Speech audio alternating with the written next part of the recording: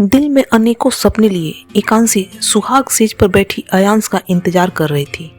तभी अयांश आता है और उसे गुस्से में घूरते हुए कहता है, यह शादी केवल उस मनहूस रात की वजह से मुझे करनी पड़ी, वरना तुम मेरे पैर की जूती के बराबर भी नहीं हो। हमेशा याद रखना। जिसे सुन एकांशी की जो थोड़ी उम्मीद थी वह भी टूट जाती है। आखिर क्या हुआ था उस रात, यह जानने के लिए आप इस कहानी को अंत तक जरूर सुनिएगा। कहानी अच्छी लगे तो लाइक कर दोस्तों के पास भी शेयर कीजिएगा। इस कहानी का पिछला एपिसोड सुनने के लिए आप मेरे चैनल के प्लेलिस्ट में जाकर सुन सकते हैं। अगर आप मेरे चैनल पर नए हैं तो मेरे चैनल को सब्सक्राइब कर बेल को प्रेस कीजिएगा ताकि इस तरह की और भी कहानी आने पर आपको नोटिफिकेशन मिल जाए।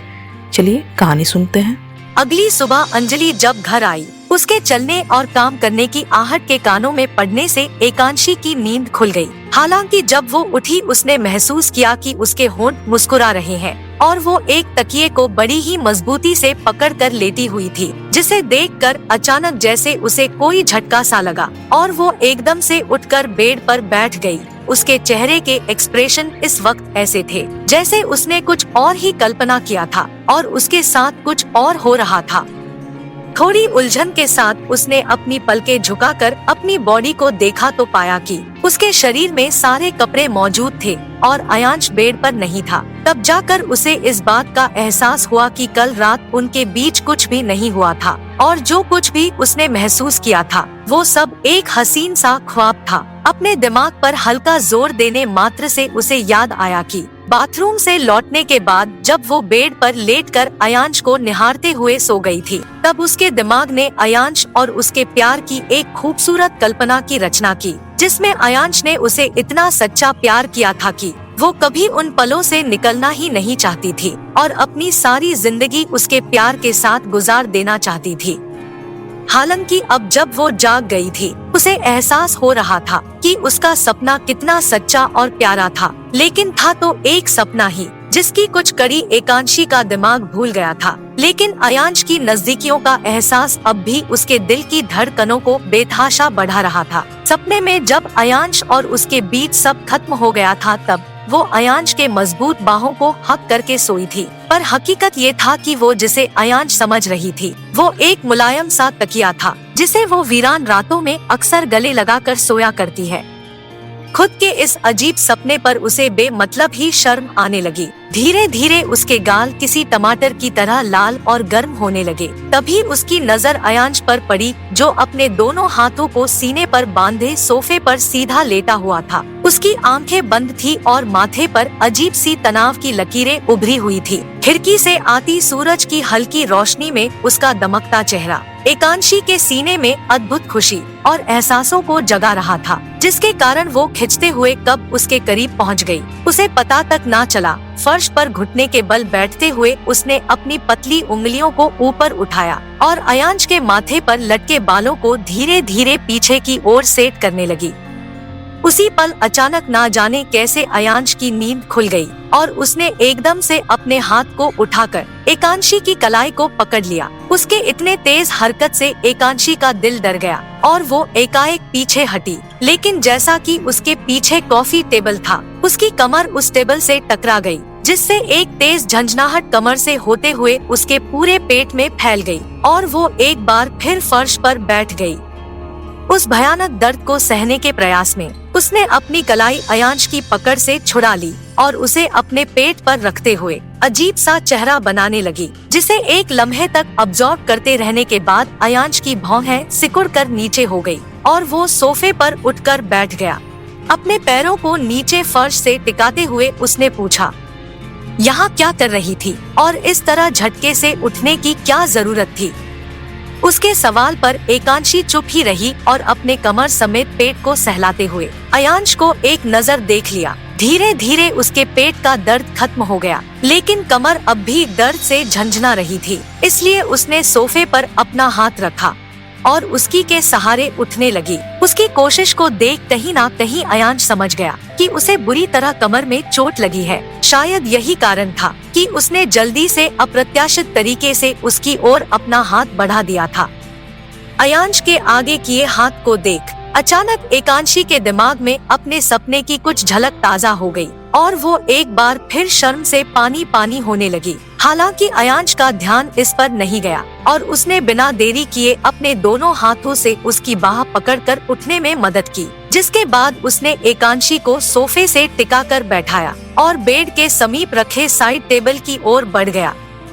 इधर एकांशी शर्म की वजह से अपनी पलकें तक उठा ना पाई, लेकिन वो अयांश के इतने शांत बर्ताव से हैरान जरूर हुई थी। हालांकि उसके दिलो दिमाग को ये बात भी सता रही थी, आखिर अयांश क्यों रात को बेड से उठकर ऐसे सोफे पर सो रहा था, जबकि उन दोनों के बीच कोई बहस भी नहीं हुई थी। अपने सोच की गहराई तक पहुँचते पहुँचते अचानक एकांशी को याद आया कि अयांश का पहला प्यार तो राजवी है, ऐसे में वो कैसे उसके साथ सो सकता था, वो भी तब जब उनके रिश्ते के बीच इतनी मोटी दरार पड़ चुकी थी।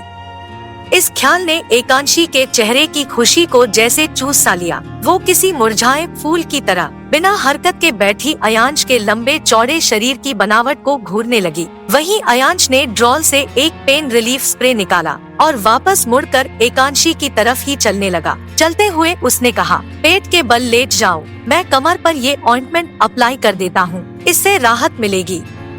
आज अयांश के बर्ताव के साथ साथ उसकी आवाज भी सौम्य और दिलकश थी, जिसका क्या कारण था ये अब तक एकांशी समझ ना पाई और आहिस्ते से मना करते हुए बोली, ये हल्की सी चोट है, अब दर्द नहीं हो रहा और दर्द बढ़ा तो मैं अंजलि से लगवा लूंगी। इतना कह एकांशी ने अयांश के हाथ से वो स्प्रे लेने के लिए अपना हाथ बढ़ा दिया, जिस पर अयांश ने उसे घूरने के अलावा कोई हरकत ना की और ना ही उसके हाथ में वो स्प्रे ही दिया। हालांकि थोड़ी देर इंतजार करने के बाद एकांशी ने अपना हाथ उस स्प्रे के और करीब किया तो अचानक ही अयांश ने उसकी उंगलियों को पकड़ लिया और सख्ती से बोला, लेट जाओ।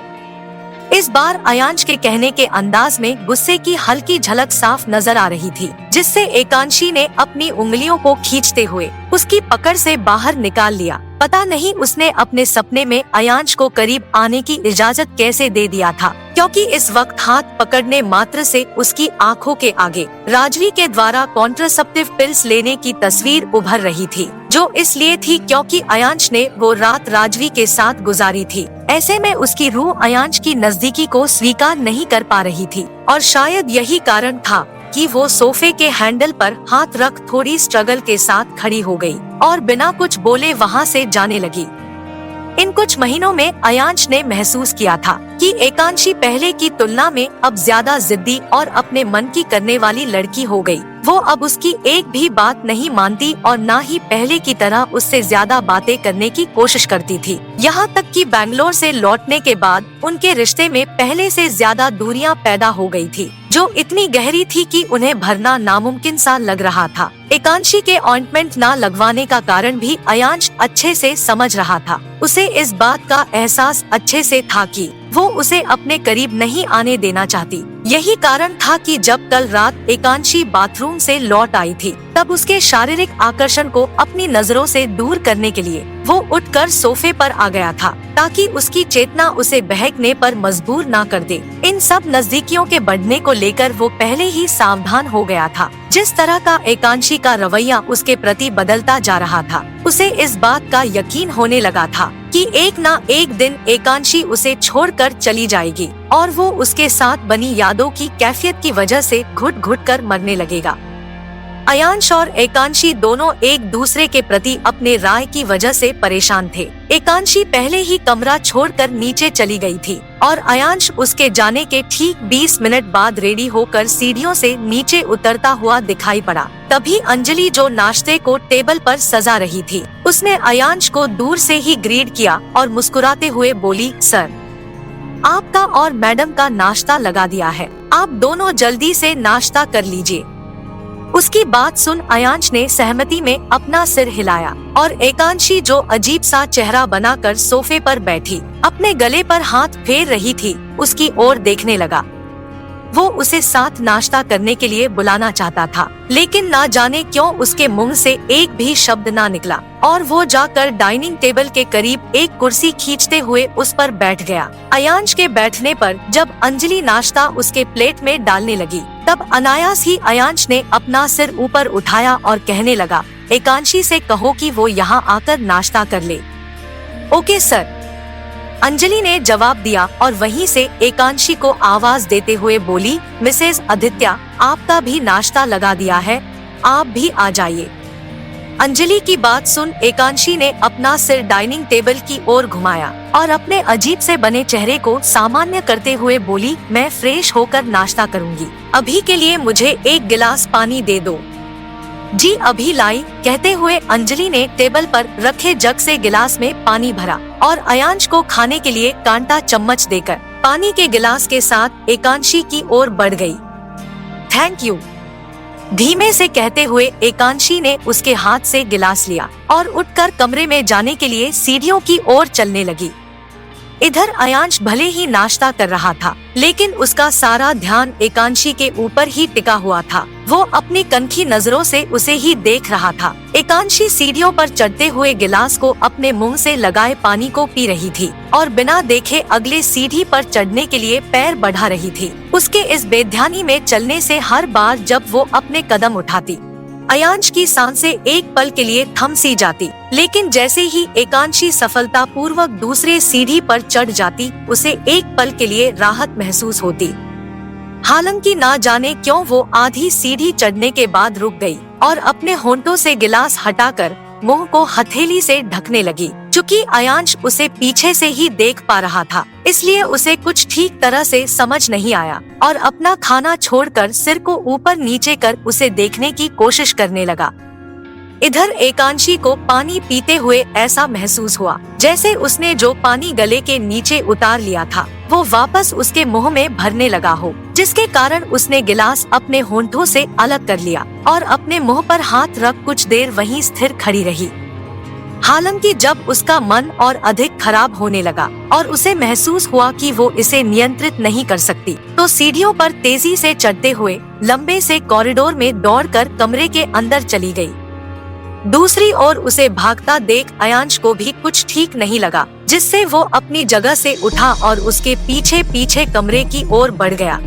तक वो कमरे में पहुंचा, एकांशी पहले से ही बाथरूम के अंदर चली गई थी, लेकिन उसने दरवाजा बंद नहीं किया था, इसलिए अयांश सीधे चलता हुआ बाथरूम के दरवाजे पर खड़ा हो गया और एकांशी को देखने लगा, जो वहां झुककर खड़ी गहरी और लंबी सांसें भर रही थी।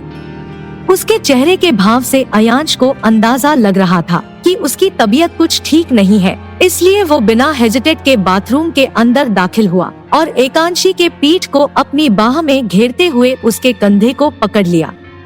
अच्छा महसूस नहीं कर रही तो डॉक्टर के पास चले, एकांशी को सीधा खड़ा होने में मदद करते हुए अयांश ने चिंता में पूछा, जिस पर पहले कुछ पलों तक एकांशी ने कोई जवाब नहीं दिया और अपने गले से लेकर पेट तक सहलाती रही। फिर दबी सी आवाज में बोली, नहीं डॉक्टर की कोई जरूरत नहीं है, कल देर रात पिज्जा खाया था, शायद इसलिए एसिडिटी हो गई है, घर पर मेडिसिन है, मैं खा लूंगी। अयांश कहने से पहले उसके पीले पड़े चेहरे की ओर देखता रहा। पिज्जा तुम्हारी हेल्थ के लिए सही नहीं है, तो तुम्हें उसे अवॉइड करना चाहिए, पर इस वक्त तुम श्योर होना कि तुम ठीक हो। हम, एकांशी ने जवाब दिया और अपने कंधे पर रखे अयांश के हाथ को देखने लगी, जिसके बाद अयांश ने हिचकिचाहट के साथ अपने हाथ को उसके जिस्म से दूर कर लिया और एक बगल हट गया। उसके दूर जाते ही एकांशी ने वॉश बेसिन पर ही एक बगल रखे गिलास को उठाया और वहां से निकलकर बेडरूम में आ गई। बेडरूम में आने के बाद जब उसने मेडिसिन बॉक्स निकाला और उसमें एसिडिटी की दवाई ढूंढने लगी, तभी अयांश जो बाथरूम के दरवाजे तक आकर रुक गया था और उसने अपनी गहरी सी आवाज को थोड़ा और तेज करते हुए कहा, अगर ठीक नहीं लग रहा तो ऑफिस जाने की जरूरत नहीं है। अयांश को कुछ कहता सुन एकांशी पीछे पलटी। हमेशा की तरह इस वक्त भी वो अयांश के कोल्ड एक्सप्रेशन से उसके मूड का कोई अनुमान नहीं लगा सकती थी। हालांकि उसने उसके बात के जवाब में कहा, लेकिन आज मुझे कुछ साइट पर विजिट करना था, ये आज के दिन कंप्लीट नहीं हुआ तो आगे का काम शुरू नहीं हो पाएगा और वैसे भी मेरी तबीयत। उसकी बात पूरी भी नहीं हो सकी थी कि तभी अयांश ने उसकी बात को बीच में ही टोक दिया, मैं यहाँ आ गया हूँ तो मैं ये खुद भी हैंडल कर सकता हूँ, तुम्हें काम के लिए खुद पर प्रेशर डालने की जरूरत नहीं है। घर पर आराम करो और अपने कुछ कपड़े पैक करके शाम को रेडी रहना। मैं तुम्हें आदित्य मेंशन ले जाने के लिए पिक करने आऊँगा। चूँकि वो एकांशी के तबीयत को लेकर थोड़ा टेंशन में आ गया था, इसलिए उसने उसे ऑफिस जाने से रोक तो दिया, लेकिन कहीं ना कहीं उसके भीतर कुछ तनाव अभी भी बाकी था। इसलिए जब उसने अपनी बात खत्म की और जाने के लिए दरवाजे तक चला, अनायास ही उसने अपने कदमों पर ब्रेक लगा दिया और बिना मुड़े ही संकोचते रहने के 2 पलों के बाद बोला, अगर तुम्हारी तबीयत ज्यादा खराब हो जाती है तो बिना किसी हेजिटेट के मुझे कॉल करना, मैं ऑफिस से आ जाऊंगा।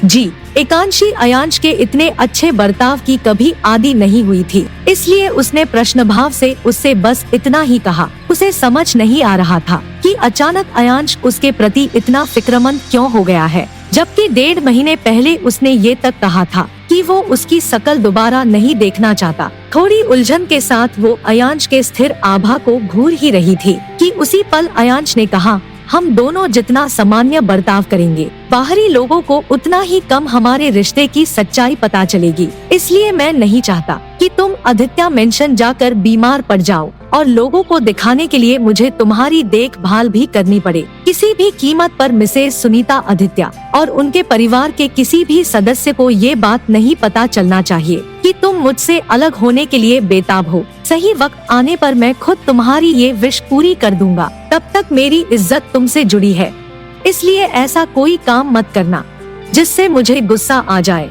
और तुम पर चिल्लाना पड़े। इतना क्या अयांश कमरे से निकल गया और एकांशी स्तब्ध खड़ी उसे देखती रह गई। उसे यकीन नहीं हो रहा था कि जिस इंसान के कुछ देर पहले के केयर की वजह से वो खुश और हैरान हो रही थी, अभी अभी उसे इस बात का एहसास दिला दिया था कि चाहे कुछ भी हो जाए, उनका रिश्ता कभी नहीं सुधर सकता। उन्हें हर बार लोगों के सामने सब कुछ ठीक होने का सिर्फ दिखावा ही करना होगा, जिसे अब तक वो केयर समझ रही थी। वो अयांश के लिए बोझ था, जिसे वो आदित्य मेंशन में जबरदस्ती किसी के सामने नहीं दिखाना चाहता था।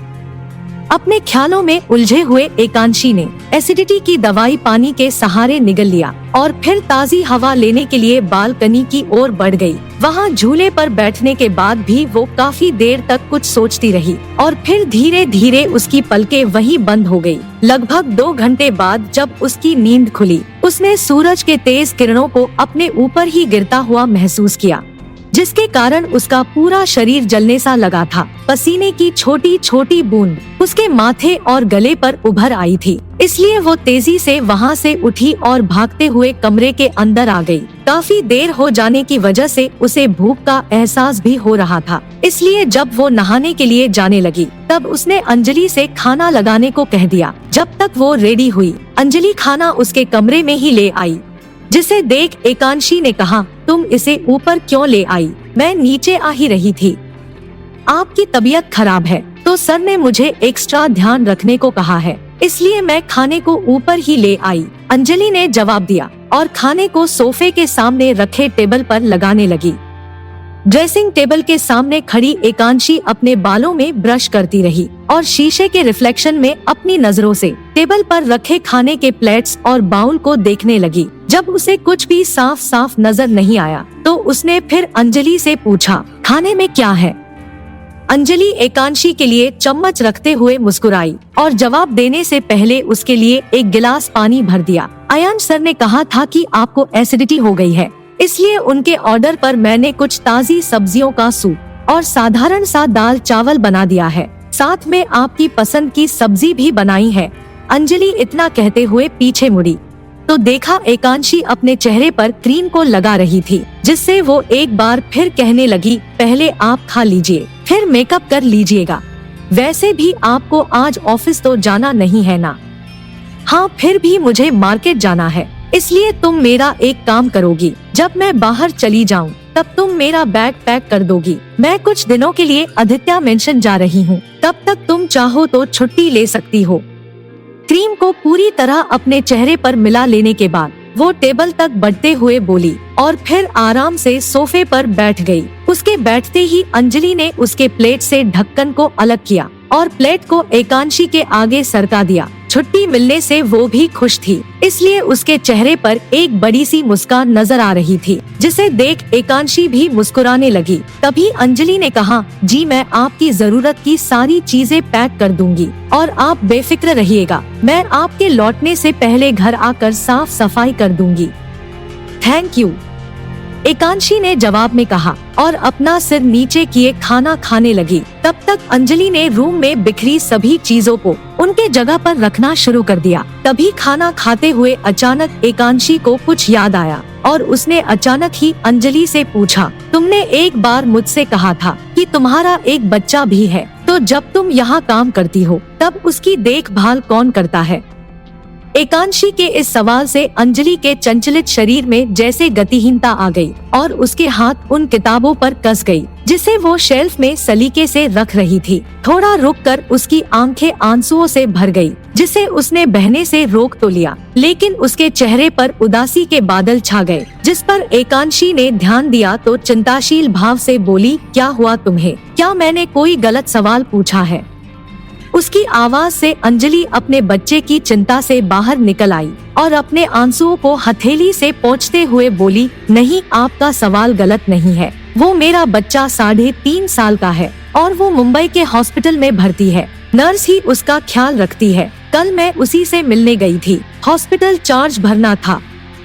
हॉस्पिटल में एकांशी उसके बच्चे की बात सुन शॉक में आ गई। उसने खाना बंद किया और अंजलि को अपने पास बुलाते हुए उसे सोफे पर बैठने का इशारा कर दिया। एक बार जब वो बैठ गई, उसने अंजलि की ओर पानी का गिलास बढ़ा दिया और उसके बच्चे के बीमारी के बारे में सब कुछ बताने को कहा। धीरे धीरे सब कुछ बताते हुए अंजलि अपने जज्बात रोक ना पाई और इसके आंखों से आंसू बिना रुके गिरने लगे। उसके आंसुओं से एकांशी असहज महसूस कर रही थी, इसलिए उसने टिश्यू बॉक्स से कुछ टिश्यू बाहर निकाला और अंजलि को देते हुए बोली, तुम रोना बंद करो और अब से बच्चे के हॉस्पिटल चार्ज की भी फिक्र मत करना। जब तक वो ठीक नहीं हो जाता, मैं हॉस्पिटल बिल चुका दूंगी और किसी स्पेशलिस्ट के बारे में भी पता करूंगी जो उसका अच्छे से इलाज कर पाएगा। तुम फिक्र मत करो, वो जल्दी ठीक हो जाएगा और देखना तुम्हारे साथ खेलेगा भी।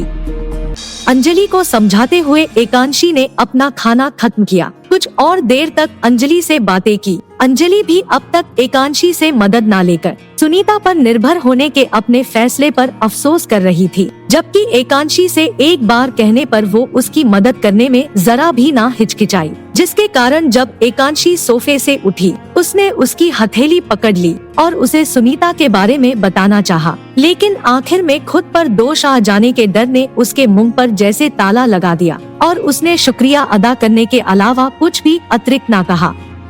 वहीं एकांशी के चेहरे पर इस वक्त एक प्यारी सी मुस्कान थी जो धीरे धीरे खत्म हो गई और उसने अपना फोन उठाकर आरोही को कॉल मिला दिया। कॉल रिसीव होने तक अंजलि प्लेट और बाउल लेकर कमरे से निकल गई। तभी एकांशी को फोन की दूसरी तरफ से आरोही के चिल्लाने की आवाज सुनाई पड़ी, मिसेज आदित्य, आप ऑफिस क्यों नहीं आई आज? मेरा दिल नहीं लग रहा। ऊपर से अयांश सर मुझे अपने केबिन में बैठाकर कब से प्रोजेक्ट के डिटेल्स ले रहे हैं। आपका कॉल आया तो बात करने की छुट्टी दी, वरना तो अपनी आंखों से ही मुझे मार डालते। उसकी आवाज इतनी तेज थी कि एकांशी ने अपने कान से फोन ही अलग कर दिया। फोन को स्पीकर पर रखते हुए लगभग 2 पलों तक वो आरोही के चिल्लाना सुनती रही और फिर उसने कहा, मैं ऑफिस आ रही हूँ, उसके बाद हम शॉपिंग पर चलेंगे। मुझे कुछ घर के लिए चीजें लेना है और शादी के बाद पहली बार आदित्य मेंशन जा रही हूँ, तो सबके लिए कुछ तोहफे भी खरीदना है। आप आदित्य मेंशन शिफ्ट हो रही है, कब तक रहेंगी वहाँ? नक्श तो अयांश सर के मेंशन पर रह रहे हैं, फिर आप वहाँ क्यों जा रही है? क्या आपके साथ अयांश सर भी होंगे? आरोही एक सवाल के बाद दूसरा सवाल पूछती जा रही थी, जिस पर एकांशी ने उसके सभी सवालों पर पूर्ण विराम लगाते हुए कहा, हाँ, हम अगले 15-20 दिनों के लिए आदित्य मेंशन में ही रहेंगे और नक्श भी वहीं होंगे, क्योंकि मायरा की शादी होने वाली है तो उसकी जिद है कि उसका पूरा परिवार एक साथ रहे। ओह, मतलब अगले 20 दिनों तक मैं नक्श से नहीं मिल सकूंगी? आरोही ने बोझल मन से कहा और एक गहरी सांस भरी, जिसे सुनने के बाद एकांशी के चेहरे पर मुस्कान तैर गई। नक्श और आरोही को साथ देख उसे हमेशा ही खुशी होती थी। बीते 1.5 महीने में नक्श ने उसे बताया भी था कि वो आरोही से एक चांस चाहता है उनके बीच के रिश्ते को आगे बढ़ाने के लिए। और अब जब वो दोनों एक बेनाम रिलेशनशिप में थे तो एकांशी दोनों के लिए खुश होती थी। इसलिए उसने अपनी खुशी जाहिर की और आरोही से कहा, कोई बात नहीं, मैं नक्श से कह दूंगी कि तुम उनसे मिलने के लिए कितनी बेसब्र हो, इसलिए वो जल्द से जल्द तुमसे शादी कर ले। कहो तो मायरा के साथ ही तुम दोनों का भी मंडप लगवा दें। आप मेरी टांग खींचने में वक्त बर्बाद मत कीजिए और जल्दी से ऑफिस आकर मुझे अपने हस्बैंड के कैद से आजाद कीजिए। मैं इंतजार कर रही हूँ। एकांशी के बातों से असहज हो चुकी आरोही ने इतना कहने के बाद कॉल को डिस्कनेक्ट कर दिया और जल्दी से अयांश के केबिन में चली गई। अयांश अभी भी फाइलों को पढ़ते हुए नीचे देख रहा था, जिससे आरोही ने अपने कदमों की आहट को धीमे किया और जाकर सोफे पर बैठ अपना काम करने लगी। तभी अयांश ने बिना सिर उठाए उससे पूछा, क्या कह रही थी वो? उसकी तबीयत ठीक है। अचानक अयांश के बोलने से आरोही की उंगलियां लैपटॉप के कीपैड पर अपने आप ही दब गई। उसे जो टाइप नहीं करना था उसने वो भी टाइप कर दिया और अपनी नर्वसनेस को कम किए बिना हड़बड़ाहट में बोली, वो तबीयत की मिसेज आदित्य ठीक है क्या? उसके जवाब पे अयांश ने गंभीरता में अपना सिर उठाया तो आरोही और अधिक घबरा गई और उसने जल्दी से अपने शब्दों के उलट पलट को सामान्य करते हुए कहा, मिसेस आदित्य की तबीयत ठीक है, वो यहाँ आ रही है, शॉपिंग पर जाना चाहती है। क्या वो शॉपिंग पर जाना चाहती है? अयांश ने उससे पूछा। जी, उन्हें कुछ खरीदना है, ऐसा वो कह रही थी कि उन्हें कुछ गिफ्ट्स भी लेने हैं। अयांश इस बात पर कोई प्रतिक्रिया देने से पहले स्थिर बैठा कुछ सोचता रहा और फिर उसने बस यूं ही अपना सिर वापस नीचे कर लिया। उसे फाइलों में घूरता देख आरोही भी रिलैक्स हुई और अपने 1.5 महीने में किए गए कामों की रिपोर्ट बनाने लगी। लगभग आधे घंटे की खामोशी के बाद किसी ने केबिन के दरवाजे पर 3 बार खटखटा दिया, जिसे सुन अयांश ने बिना पूछे कि कौन है कहा, कम इन। जिसके बाद दरवाजे पर हल्का धक्का लगा और उसे हल्का सा खोलकर एकांशी अंदर आ गई। लेकिन इससे पहले कि वो कुछ कहती, अयांश ने अपना सिर उठा लिया और एकटक उसे ही देखने लगा। हमेशा की तरह एकांशी ने सादा और हल्के रंग का ड्रेस पहना था। उसके बाल खुले हुए थे और चेहरे पर लाइट मेकअप किया था। हर बार जब अयांश उसे देखता, वो उसे पहले से भी ज्यादा खूबसूरत और आकर्षक लगती, जिसके कारण वो अपना होश खोता चला गया और तब तक देखता रहा जब तक कि एकांशी ने अपनी सुरीली सी आवाज में उससे पूछ ना लिया, क्या मैं आरोही को अपने साथ ले जा सकती हूँ? एकांशी की आवाज ने उसके ध्यान को तोड़ दिया, जिससे वो एकदम से सकपका गया और अपनी नजरों को उससे दूर करते हुए बोला, तुम्हारी तबीयत कैसी है और शॉपिंग पर क्यों जाना है? मैं ठीक हूँ। कहने के 2 पलों बाद तक एकांशी चुप ही रही और फिर अपनी पलकों को मीच कर बंद करते हुए बोली, शादी के बाद मैं पहली बार आदित्य मेंशन जा रही हूँ, तो खाली हाथ जाना अच्छा नहीं लग रहा, इसलिए मैंने सोचा कि सभी के लिए कुछ गिफ्ट्स ले लूं। अयांश उसकी बातों पर गौर करते हुए आरोही की ओर देखने लगा और कैजुअली तरीके से उससे बोला, मिस आरोही, आप थोड़ी देर बाहर इंतजार कीजिए। Okay sir. आरोही जल्दी से उठी और अपने सेल फोन को हाथ में उठाते हुए एकांशी की ओर देख वहां से निकल गई। वहीं एकांशी की धड़कनें असामान्य रूप से तेज होने लगी, क्योंकि जिस तरह अयांश ने आरोही को केबिन से जाने के लिए कहा था, उसे कुछ ठीक नहीं लगा था। थोड़ी देर के लिए मन ही मन में वो अपने पिछले कुछ लफ्जों को दोहराने लगी। जब उसे कुछ भी ऐसा नहीं मिला जो अयांश को गुस्सा दिला सकता था, तब थोड़ा झिझक के साथ उसने पूछा, आपको कुछ बात करनी है? अपनी बात खत्म करते हुए उसके अंतिम के शब्द धीमे हो गए और उसने अपने सामने बैठे अयांश को चेयर से उठते देखा। जब वो उसके करीब बढ़ने लगा, तब अनायास ही उसने अपने कदमों को पीछे धकेलना शुरू कर दिया, लेकिन वो ज्यादा पीछे भी ना जा सकी थी कि तभी उसने महसूस किया कि उसकी पीठ केबिन के दरवाजे पर टिक चुकी है। इधर अयांश कुछ सोचते हुए बस आगे बढ़ता जा रहा था। उनके बीच अभी भी काफी फासला था, जिसे देख उसके हाव भाव कुछ शॉकिंग से हो गए थे और फिर अचानक से उसके होंठों पर एक अजीब सी मुस्कुराहट तैर गई। उनके बीच अभी भी काफी फासला था, जिसे कम करते हुए अयांश आगे बढ़ता रहा। जब तक वो एकांशी के करीब पहुंचा, उसने पहले से ही अपनी आंखों को बंद कर लिया था और हैंडबैग को उठाकर अपने सीने के करीब ले आई थी। उसने बैग को अपने और अयांश के दरमियान इस तरह से रखा था जैसे वो कोई सीमा बना रही हो, जो अयांश अच्छे से समझ रहा था। शायद इसलिए उसका दिल मायूस हो गया। फिर भी उसने अपने हाथों को उठाकर दीवार से लगाया और एकांशी को घेर लिया। कमरे में सन्नाटा पूरी तरह से छा चुका था। धीरे धीरे अयांश के होंठों से मुस्कान गायब हो गई और उसकी जगह उसके चेहरे पर एक अलगाव और अकेलेपन ने ग्रहण कर ली। अयांश ने एकांशी को देखते हुए कहा, तुम्हें किसी के लिए कोई गिफ्ट लेने की जरूरत नहीं है। हम वहाँ पहली बार तो नहीं जा रहे। तुम दुल्हन बन के वहीं उतरी थी।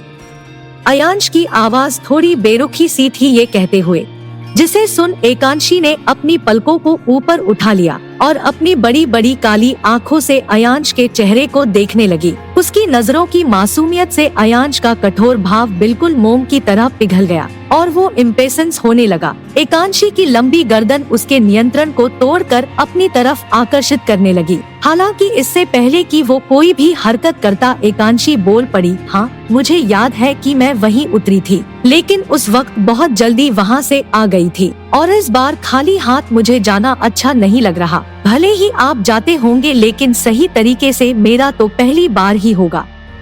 मैंने कहा ना, उसकी कोई जरूरत नहीं है, अयांश ने सामान्य हाव भाव के साथ कहा और अपने एक हाथ को दरवाजे से हटाकर एकांशी के कंधे पर लटके बालों को पीछे करने लगा। अपने गर्म कंधे पर अयांश के उंगलियों के ठंडे स्पर्श से वो अंदर तक कांप गई। अचानक ना जाने क्यों उसके दिमाग में वही मदहोश ख्याल घूमने लगा जो बीते रात उसने सपने में देखा था। हालांकि वो इस पर और अधिक कुछ सोच पाती। अयांश ने अपना सिर उसके गर्दन और कान के समीप झुका लिया और अधीरता के साथ फुसफुसाया, तुम कुछ और भी कहना चाहती हो तो जारी रखो।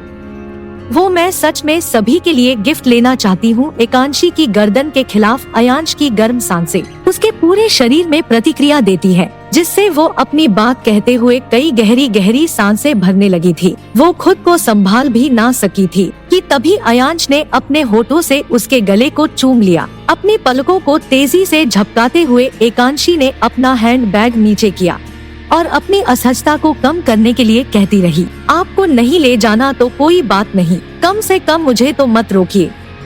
एकांशी को कुछ देर पर बोलता सुन अयांश ने अपने होठों को उससे अलग किया और अपना सिर उठाकर उसकी शर्म में डूबी नजरों को देखते हुए हल्का सा मुस्कुरा दिया, जिसके बाद उसने फिर से कहा, मैं सुन रहा हूँ, कहती रहो। इतना कहने के बाद उसने अपना सिर वापस नीचे किया और एक बार फिर उसके गले को चूम लिया, जिससे एकांशी फिर से असहजता से झेप गई। उसने अपने गालों की मदद से अयांश को हल्के से धक्का दिया और कहती रही, और मुझे ज्यादा वक्त नहीं लगेगा, आदित्य मेंशन जाने से पहले वापस आ जाऊंगी। अपनी बात खत्म करते हुए उसने देखा अयांश फिर उसके गले से अपने होंठों को हटाकर उसे ही देखने लगा। उसके चेहरे पर इस वक्त ना तो कोई गुस्सा था और ना ही कोई पैशनेटेड लव की फीलिंग थी। वो बस हल्की हल्की मुस्कान भर रहा था। उसे देखकर एकांशी को ऐसा लग रहा था जैसे वो जानबूझकर उसे सता रहा हो। अयांश को पहले कभी ऐसे मूड में ना देख उसने उसे रोकने की कोशिश करते हुए कहा, आप ये क्या करने की कोशिश कर रही हैं? मैं बस दिखा रहा हूँ। एकांशी के सवाल पर अयांश ने बिना सिर उठाए उसके कानों में धीमे से कहा। उसकी गर्म सांसें एक बार फिर एकांशी की भावनाओं को अजीब उलझन में डालने लगी, जिसे छुपाते हुए उसने अयांश से फिर कहा, आप यहाँ किसे क्या दिखा रहे हैं? प्लीज इस बात का ख्याल करें कि हम ऑफिस में हैं। इधर अयांश उसकी इस बात से भी टस से मस ना हुआ और अपने चेहरे को उसके बिल्कुल सामने उठाते हुए हल्की शरारती मुस्कान के साथ बोला, अच्छे से जानता हूँ ये मेरा ही ऑफिस है। ऐसा कहते हुए वो उसके और करीब बढ़ता। इससे पहले ही एकांशी ने अपने होंठों पर हथेली को रख लिया और दूसरे हाथ से अयांश को हल्का सा धकेलकर हैरानी से आंखें खोले कहने लगी, आपको पता है फिर भी आप ऐसी सिचुएशन क्रिएट क्यों कर रहे हैं? कोई आ जाएगा तो। उसकी बात खत्म होने से पहले ही अयांश ने अपनी लंबी मजबूत भुजा उठाई और एकांशी की हथेली को उसके होंठों से हटा दिया। हैरानी से एकांशी के बाकी के शब्द उसके होंठों पर ही अटक गए। जिसके दूसरे पल में ही अयांश आगे आया। उसने एकांशी के गालों को अपने हाथों में भरा और उसे खींचकर अपने सामने रखते हुए गंभीरता से बोला, केबिन के दाई खिड़की के करीब मिसेस सुनीता आदित्य खड़ी है और ये सब सिर्फ एक ड्रामा है जो उनके जाते ही खत्म हो जाएगा। इसलिए चुपचाप सीधी खड़ी रहो और हाँ, ये मत सोचना कि मैं तुमसे प्यार करता हूँ, इसलिए तुम्हारे करीब आने का बहाना ढूंढ रहा हूँ। करीब आना ही होता तो वो बेड जिस पर हम दोनों कल रात सोए थे वो बुरा नहीं था। इतना कहते कहते अयांश खामोश हो गया। अपने मन को मारकर उसने फिर एक बार उससे झूठ कहा था कि वो उससे प्यार नहीं करता और कभी उसके करीब नहीं जाना चाहता, जबकि सच तो ये था कि जब से वो सिंगापुर से लौटा था, एकांशी को अपनी बाहों में भर के उसे महसूस करना चाहता था। इधर एकांशी ने अपनी आंखों की पुतलियों को खिड़की की ओर घुमा कर देखा तो वहाँ सुनीता आदित्य खड़ी मिली और चूंकि खिड़की खुली हुई थी इसलिए वो उन्हें आसानी से देख सकती थी। सिर्फ उन्हें दिखाने के लिए अयांश उसके इतने करीब आया था। इस बात का यकीन होते ही उसका चेहरा लटक गया। उसने अपने होठों को दांतों के दरमियान फंसाया और धीरे धीरे काटने लगी। तभी अयांश, जो अभी भी वैसे ही उसके करीब खड़ा था, फिर से कहने लगा, इस ड्रामे की आदत डाल लो, आदित्य मेंशन में इसकी काफी जरूरत पड़ेगी। क्या ये ड्रामा आपको तकलीफ नहीं देता? अयांश की बात खत्म होते ही एकांशी ने पूछा। उसके इस सवाल पूछने के लहजे ने अयांश को थोड़ा उलझा दिया। वो ऐसा था मानो वो उसे बताना चाहती हो कि उसे ये सब ड्रामा कितना दर्द पहुंचाता है और जिस तरह का दर्द वो महसूस करती है। क्या अयांश कभी इन सब से गुजरा है? एकांशी की आंखों में देखते हुए अयांश लगभग 5 मिनट तक कुछ सोचता रहा।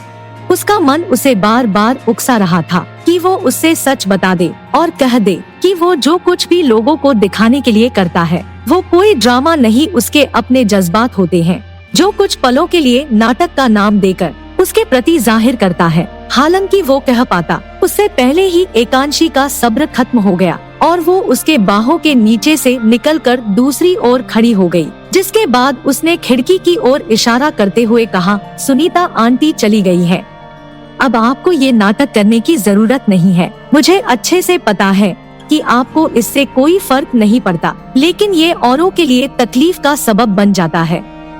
दूसरी ओर सुनीता ने जब अयांश और एकांशी के बीच इतनी नजदीकियां देखी तो जैसे उसके दिमाग ने काम करना ही बंद कर दिया। वो सोच भी नहीं सकती थी कि अयांश उस लड़की के इतने करीब हो जाएगा जिसे एक समय में वो पत्नी का दर्जा भी नहीं देना चाहता था। उनकी नजदीकियों को देखकर आज उसे इस बात पर भरोसा हो गया था कि अगर उसने जल्दी ही नक्श की शादी नहीं करवाई और उससे बच्चे की जिद नहीं की तो इस पूरे संपत्ति का पहला हकदार एकांशी की कोख से जन्म ले लेगा और एक बार फिर वो खाली हाथ ही रह जाएगी।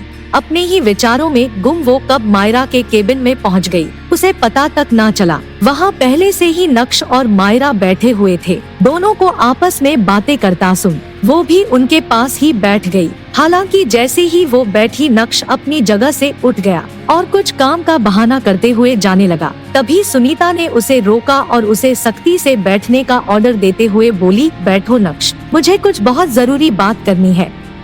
नक्श ने अपना सिर उठाया और अजीब तरीके से आनाकानी करते हुए कहने लगा, जानता हूँ मॉम, आप क्या बात करेंगी। अगर आप सोच रही हैं कि आपकी फ्रेंड की डॉटर से शादी कर लूंगा। वो अपनी बात पूरी करने ही वाला था कि उसी पल सुनीता ने उसकी बात का कटाक्ष करते हुए तेज आवाज में कहा, मैं आरोही से तुम्हारी शादी के लिए तैयार हूँ, लेकिन मेरी एक शर्त है।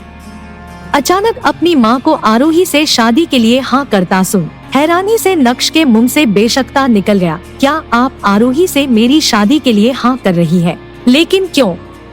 इधर मायरा भी अचंभे में खड़ी हो गई और एक पल के बाद हंसते हुए बोली, भाई की शादी भी मेरे शादी वाले दिन ही करवा देते हैं। क्या कहती हो माँ? नहीं, मैं तुम्हारी शादी में एक गरीब लड़की की परछाई तक नहीं पड़ने देना चाहती।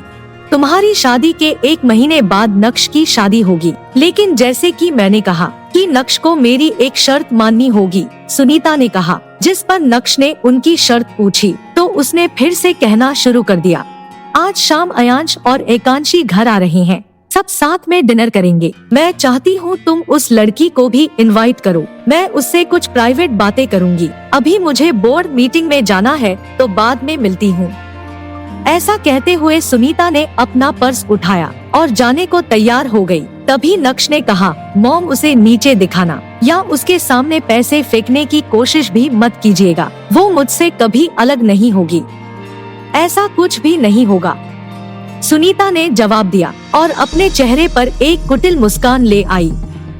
इधर एकांशी के मन की फीलिंग्स को लेकर अयांश अभी भी कुछ असमंजस में था। हालांकि उसे मीटिंग भी अटेंड करनी थी, इसलिए उसने बातचीत जारी नहीं रखी और एकांशी को शॉपिंग जाने से मना करते हुए बोला, तुम्हें खुद को परेशान करके किसी के लिए गिफ्ट लेने की जरूरत नहीं है। वैसे भी आदित्य मेंशन में कोई बच्चा नहीं है जो गिफ्ट देख तुमसे सबसे ज्यादा अपनापन दिखाएगा। ऑफिस आने के बाद एकांशी और अयांश में जो बात शुरू हुई थी, अयांश अब तक वहीं पर अटका हुआ था। ना जाने उसे सभी के लिए गिफ्ट ले जाने में क्या दिक्कत थी। वहीं दूसरी ओर एकांशी किसी भी प्रकार से अयांश की ये बात मानने के मूड में नहीं थी, जिसके कारण उसने पूर्णतः उसका विरोध किया और बोली, किसी के घर खाली हाथ चले जाना ये कोई अच्छा तरीका नहीं है। ऐसा कहते कहते एकांशी के चेहरे पर खिजन नजर आने लगी थी। उसके माथे पर पड़े बल और घूमती आँखों की पुतलियों में हल्की झुझुलाहट साफ झलक रही थी, जिस पर अंत में अयांश को ही अपनी जिद छोड़नी पड़ी और उसने कहा, ठीक है, लेकिन मुझसे कोई उम्मीद मत लगाना कि मैं तुम्हारे साथ मिलकर सबको गिफ्ट दूंगा। अयांश की स्वीकृति से एकांशी के होंठों पर मुस्कान खिल गई और उसने उल्लास के साथ कहा, थैंक यू, मैं आरोही को ले जाऊं तब? नहीं, अभी मीटिंग है बोर्ड मेंबर्स और शेयर्स होल्डर की, और ऑफिस आ गई हो तो मीटिंग में चलो, उसके बाद चले जाना।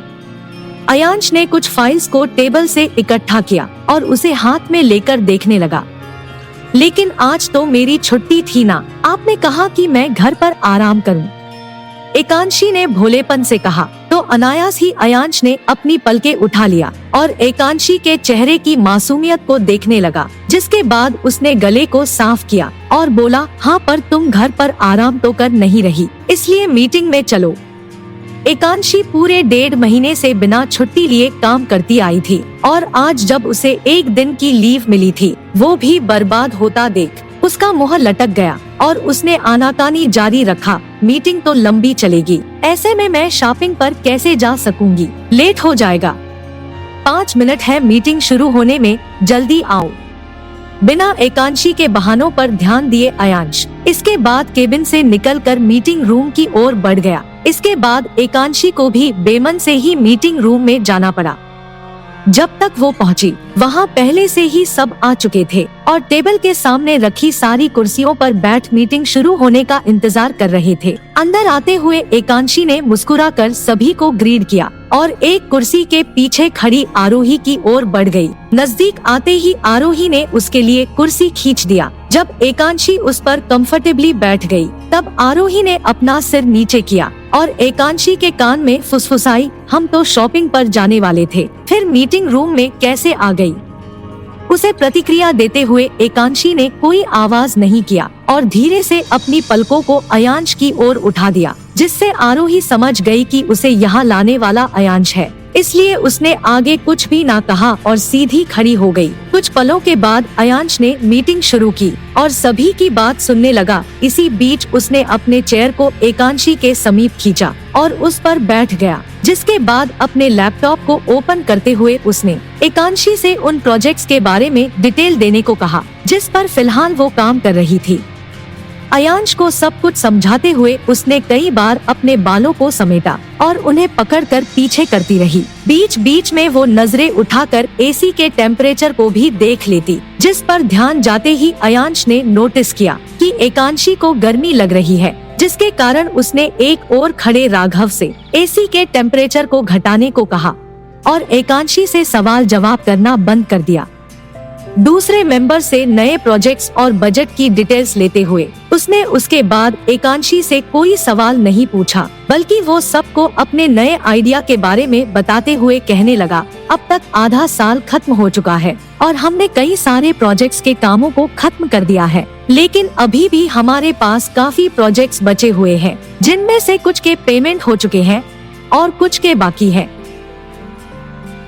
ऐसा कहते हुए अयांश ने कुर्सी पर बैठे एक 25 वर्षीय लड़के की ओर इशारा किया और फिर से कहने लगा, जिनके कंस्ट्रक्शन पूरे हो चुके हैं उनसे मिलो और जल्द से जल्द पेमेंट क्लियर करवाओ। अगर वो कोई बहाना देते हैं तो साथ लॉयर ले जाना।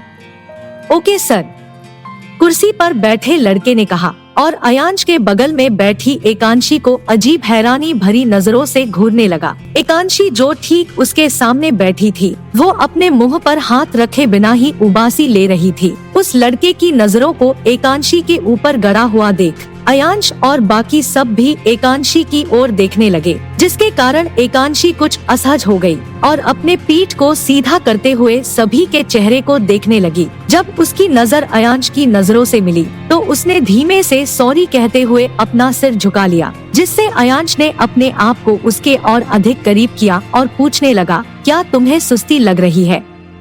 एकांशी ने तेजी में अपना सिर हिलाया और बोली, नहीं, बिल्कुल भी नहीं। कहते हुए उसके होंठ असहजता में हल्के से मुस्कुरा दिए, जिसके बाद अयांश ने सभी को देखकर अपना गला साफ किया और मीटिंग पर ध्यान देने को कहा। एक बार शर्मिंदा होने के बाद एकांशी भी तन कर बैठ गई और सामने खड़ी एक एम्प्लॉय की बातों को सुनने लगी। हालांकि वो ठीक से 15 मिनट भी सीधा ना बैठ सकी और अपने कोहनी को टेबल से लगाकर हथेलियों पर चेहरे को टिका लिया। नींद से भरी आंखों को खोलने की कोशिश में कई बार वो अपने सिर को झटकती, लेकिन फिर कुछ पलों के बाद उसे वापस नींद आने लगती। कुछ दिनों से जो सुस्ती उसे हल्की महसूस हो रही थी, वो बीतते दिनों के साथ बढ़ने लगी थी। आज से पहले कभी भी किसी बोर्ड मेंबर ने एकांशी को मीटिंग के बीच इस तरह झपकियां लेते हुए नहीं देखा था और कहीं ना कहीं सभी के मन को ये बात डरा रही थी कि एकांशी के इस बिहेवियर से अयांश भड़क जाएगा, जिससे सभी को उसके गुस्से का सामना करना पड़ेगा। वहीं राघव भी अयांश और एकांशी के बीच अनबन नहीं होने देना चाहता था, इसलिए वो अयांश के चेयर के पीछे से निकलकर एकांशी के पीछे खड़ा हो गया और दबी आवाज में आरोही से बोला, मिसेज आदित्य को जगे रहने को कहो। आरोही ने भी अपना मुंह उसके कानों के करीब किया और कहने लगी, मैं कोशिश कर रही हूँ, लेकिन पता नहीं क्यों ये बार बार सोते ही जा रही है। वैसे भी मीटिंग देखिए ना कितनी उबाऊ है, इसलिए उन्हें नींद आ रही होगी। ठीक है, कोशिश करती रहो। इतना कह राघव उससे दूर हट के खड़ा हो गया और अभी भी झपकी लेती एकांशी को देखता रहा। इधर आरोही ने आहिस्ते से एकांशी के कंधे को थपथपा दिया, जिसके कारण एकांशी अपनी पैनी आंखों को और अधिक फैलाते हुए सीधा हो गई। हालांकि अयांश इन सब से अनजान नहीं था। वो एकांशी को झपकी लेते तब से देख रहा था जब से उसने शुरू किया था। फिर भी उसे एकांशी पर एक लम्हे के लिए भी गुस्सा नहीं आया था और वो सब कुछ अनदेखा करते हुए मीटिंग जारी किए जा रहा था। 1 बजे की शुरू हुई मीटिंग लगातार 3 बजे तक चलती रह गई, जिसमें एकांशी ने एक शब्द भी ना सुना और कभी झपकी लेते हुए तो कभी पूरी तरह से सोते हुए समय गुजार दिया। एकांशी का ये आलस बाकी बोर्ड मेंबर्स को जरा भी सहन नहीं हो रहा था, लेकिन अयांश को इस पर कोई प्रतिक्रिया ना करता देख उनमें से किसी की कुछ कहने की हिम्मत भी नहीं थी, इसलिए सब एकांशी को देखकर भी अनदेखा किए जा रहे थे। इतनी देर तक मीटिंग चलने के बाद भी अयांश ने मीटिंग डिसमिस नहीं किया और न्यू बिल्डिंग का स्ट्रक्चर और बजट के बारे में जानकारी लेते हुए बोला, इसके लिए जितना कम बजट तैयार कर सकते हो उतना कम करो। ये ज्यादा लंबा नहीं चलेगा और डिमांड भी कम है, तो ज्यादा खर्च करने की जरूरत नहीं है। इसके बाद जो भी ज्यादा बजट के प्रोजेक्ट्स हैं उनका। वो अपनी बात पूरी करने ही वाला था कि तभी एकांशी, जो अभी भी झपकियां लेने में व्यस्त थी, अचानक से उसके पेट से गुड़गुड़ की आवाज आने लगी, जिसके कारण एकाएक उसने अपने दोनों हथेलियों को चेहरे से हटाकर पेट पर रख लिया और अपनी रीढ़ की हड्डी को सीधा किए सभी के चेहरे पर ताकने लगी। वहीं मीटिंग रूम में अयांश की आवाज के अलावा कोई शोर नहीं था, इसलिए उसके पेट की आवाज पर वहां मौजूद कुछ एम्प्लॉय और बोर्ड मेंबर दबी सी हंसी हंसने लगे तो कुछ एकांशी की ओर घूरने लगे। दूसरी ओर अयांश ने अपनी बात बीच में ही रोक दी और एकांशी की ओर मुड़ गया, कभी उसके असहज भाव लिए चेहरे पर तो कभी पेट पर निहारते हुए। वो भी आज एकांशी के बर्ताव पर काफी हैरान था। इतना असम्मानजनक आचरण एकांशी ने पहले कभी नहीं किया था। हालांकि अयांश इस पर जरा भी ना झुंझुलाया और राघव की ओर देख बोला, क्या वक्त हुआ है? राघव ने अपनी कलाई की घड़ी में वक्त देखा और जल्दी से अयांश को जवाब दिया, 3:30 बज रहे हैं।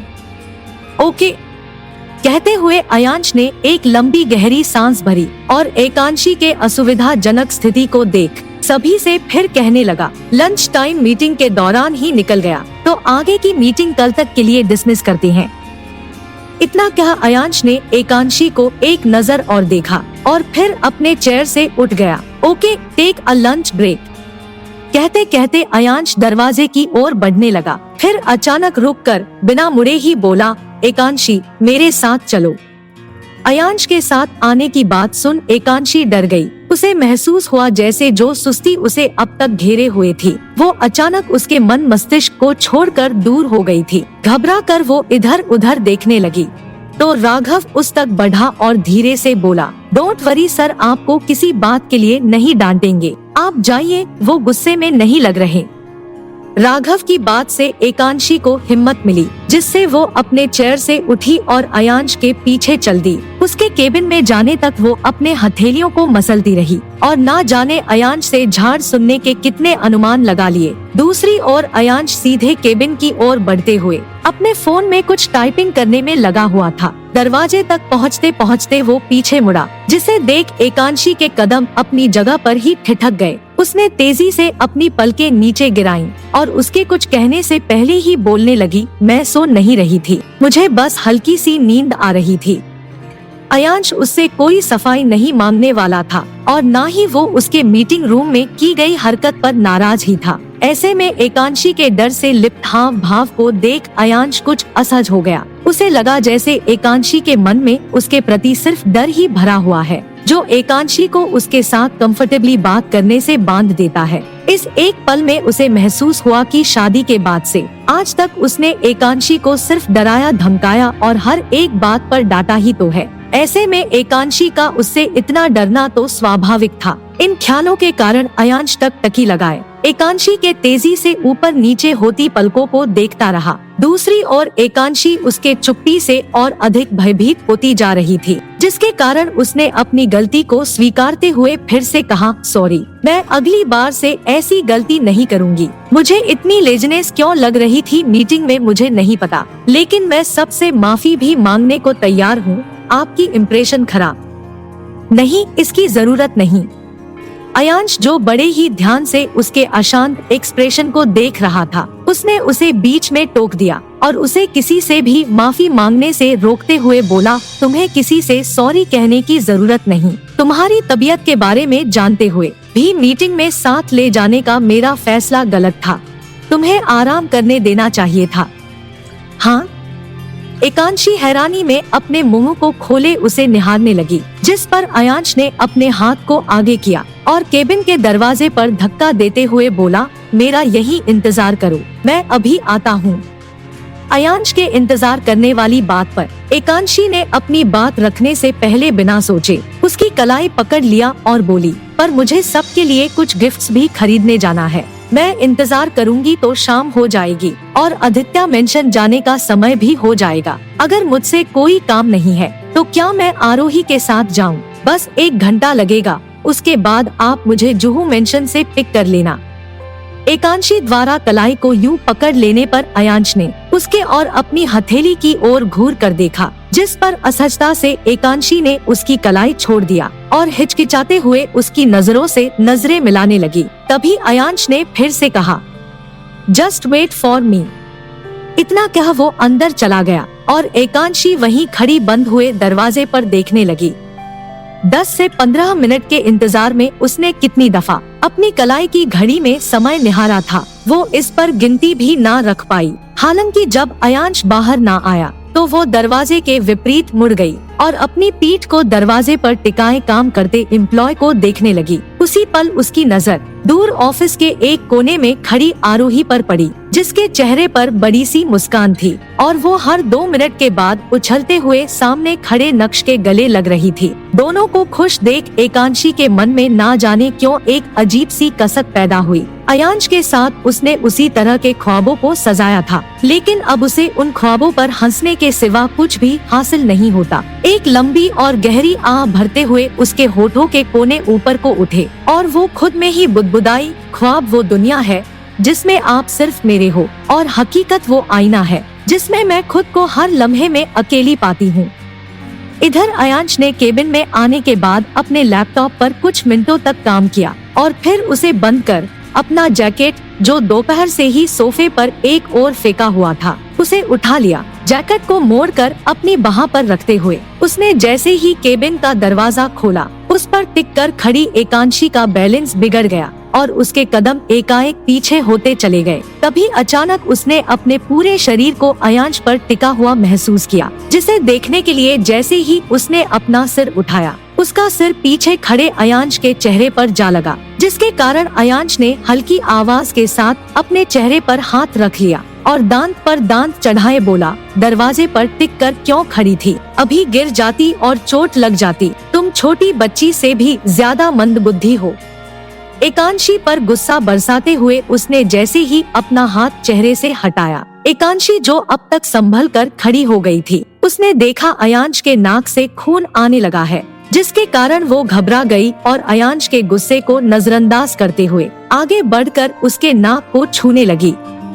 खून आ रहा है, आपके नाक में दर्द तो नहीं हो रहा है? नाक की हड्डी टूट तो नहीं गई है ना? आपको मुझे बचाने को किसने कहा था? मैं वैसे भी गिरती तो ज्यादा चोट नहीं आती। मुझे मंदबुद्धि कहते हैं तो खुद क्या है?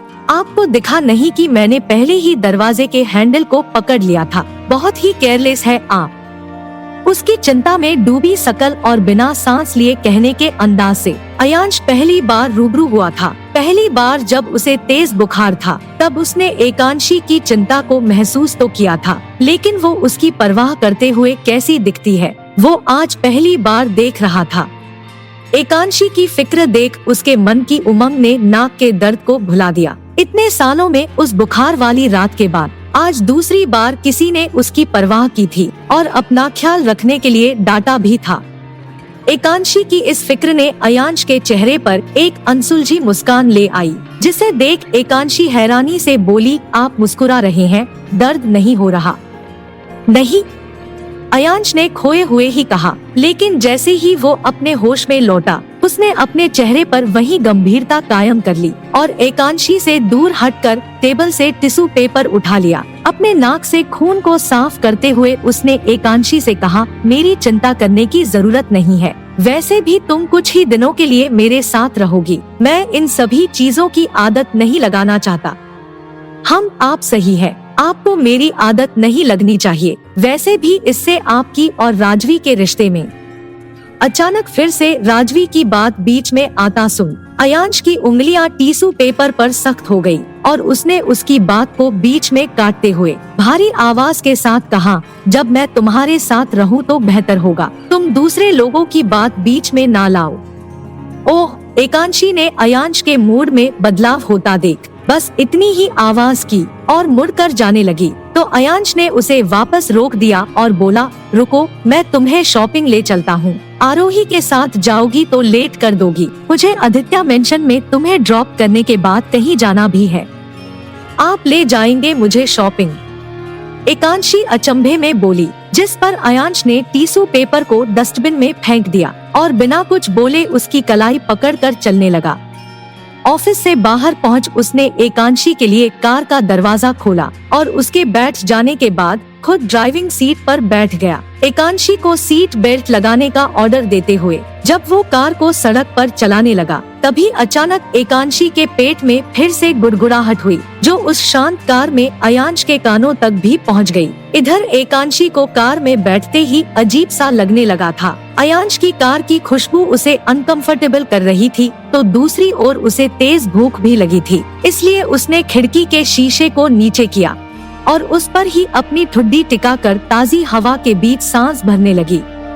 इधर अयांश ने उसके द्वारा खिड़की खोलने पर कोई आपत्ति ना जताई और धीरे से कार की एसी को बंद कर दिया। कार को ड्राइव करते हुए उसने कई दफा एकांशी को मुड़कर देखा, लेकिन एकांशी ने उस पर कोई गौर नहीं किया और चुपचाप खिड़की से बाहर देखती रही। कुछ कुछ पलों के बाद अयांश ने कार को एक रेस्टोरेंट के सामने रोक दिया। कार के रुकते ही एकांशी ने अपना सिर खिड़की से अलग किया और अयांश से पूछने लगी, शॉपिंग मॉल इसके आगे है, आपने कार क्यों रोक दी? पहले कुछ खा लेते हैं, मुझे भूख लगी है, अयांश ने जल्दी में कहा और अपने सीट बेल्ट को खोल लिया। हालांकि उसे भूख नहीं थी, वो यहाँ इसलिए आया था क्योंकि वो मीटिंग रूम में ही जान गया था कि एकांशी को भूख लगी है। इसलिए जब वो बाहर आया उसने सबसे पहले अपने फोन से एक रैंडम से रेस्टोरेंट में टेबल बुक कर लिया था और उसे खुद ही शॉपिंग ले आया। कार से बाहर निकलकर अयांश ने अपने ब्लेजर के बटन को लगाया और बाहर निकलती एकांशी की ओर देखने लगा। जब एकांशी ने कार के दरवाजे को बंद किया तब दोनों साथ चलते हुए रेस्टोरेंट के अंदर चले गए। वहां अपने रिजर्व किए टेबल तक पहुंचने के बाद एकांशी बैठने ही वाली थी कि तभी उसे अपने पेट में अजीब सा महसूस हुआ और बैठने के बजाय अयांश से बोली, मुझे रेस्ट रूम जाना है। ओके, अयांश ने जवाब दिया और टेबल पर पड़े मेन्यू कार्ड को उठा लिया। एकांशी के जाने के बाद उसने पास खड़े वेटर को अपना ऑर्डर दिया और उसे जल्दी लाने को कह दिया। कुछ पलों के बाद जब एकांशी रेस्टरूम से वापस लौटी, उसने टेबल पर अयांश को खाने की प्लेटों के साथ बैठा हुआ देखा। उसके पास पहुंच जब वो कुर्सी पर बैठी, उसने देखा अयांश ने उसके लिए बिल्कुल फीका और सादा खाना ऑर्डर किया था, जिसमें 2 किस्म के सूप और एक मीठा दलिया था। वहीं खुद के लिए अयांश ने स्पाइसी ग्रिल्ड श्रीम्प टैको और स्पेगेटी ऑर्डर किया था। खाने में इस अंतर को देख एकांशी का मन बैठ गया और वो अयांश को अजीब तरह से घूरने लगी। अयांश भी एकांशी के आने का इंतजार कर रहा था, इसलिए उसने अब तक खाना शुरू नहीं किया था। उसे चेयर पर बैठा देख उसने अपने हाथ में लिए फोन को लॉक किया और टेबल पर एक बगल रखते हुए बोला, खाओ, इसके बाद जल्दी से अपनी शॉपिंग खत्म करो, मुझे कहीं जाना है। मेरे लिए बस इतना ही। एकांशी ने कभी खाने को तो कभी अयांश को घूरते हुए कहा, जिस पर अयांश बेध्यानी से बोला, तुम्हें सुबह एसिडिटी की प्रॉब्लम थी, हैवी या स्पाइसी फूड तुम्हारे पेट के लिए अच्छा नहीं है, इसलिए बस इन्हें ही खाओ, एंजॉय।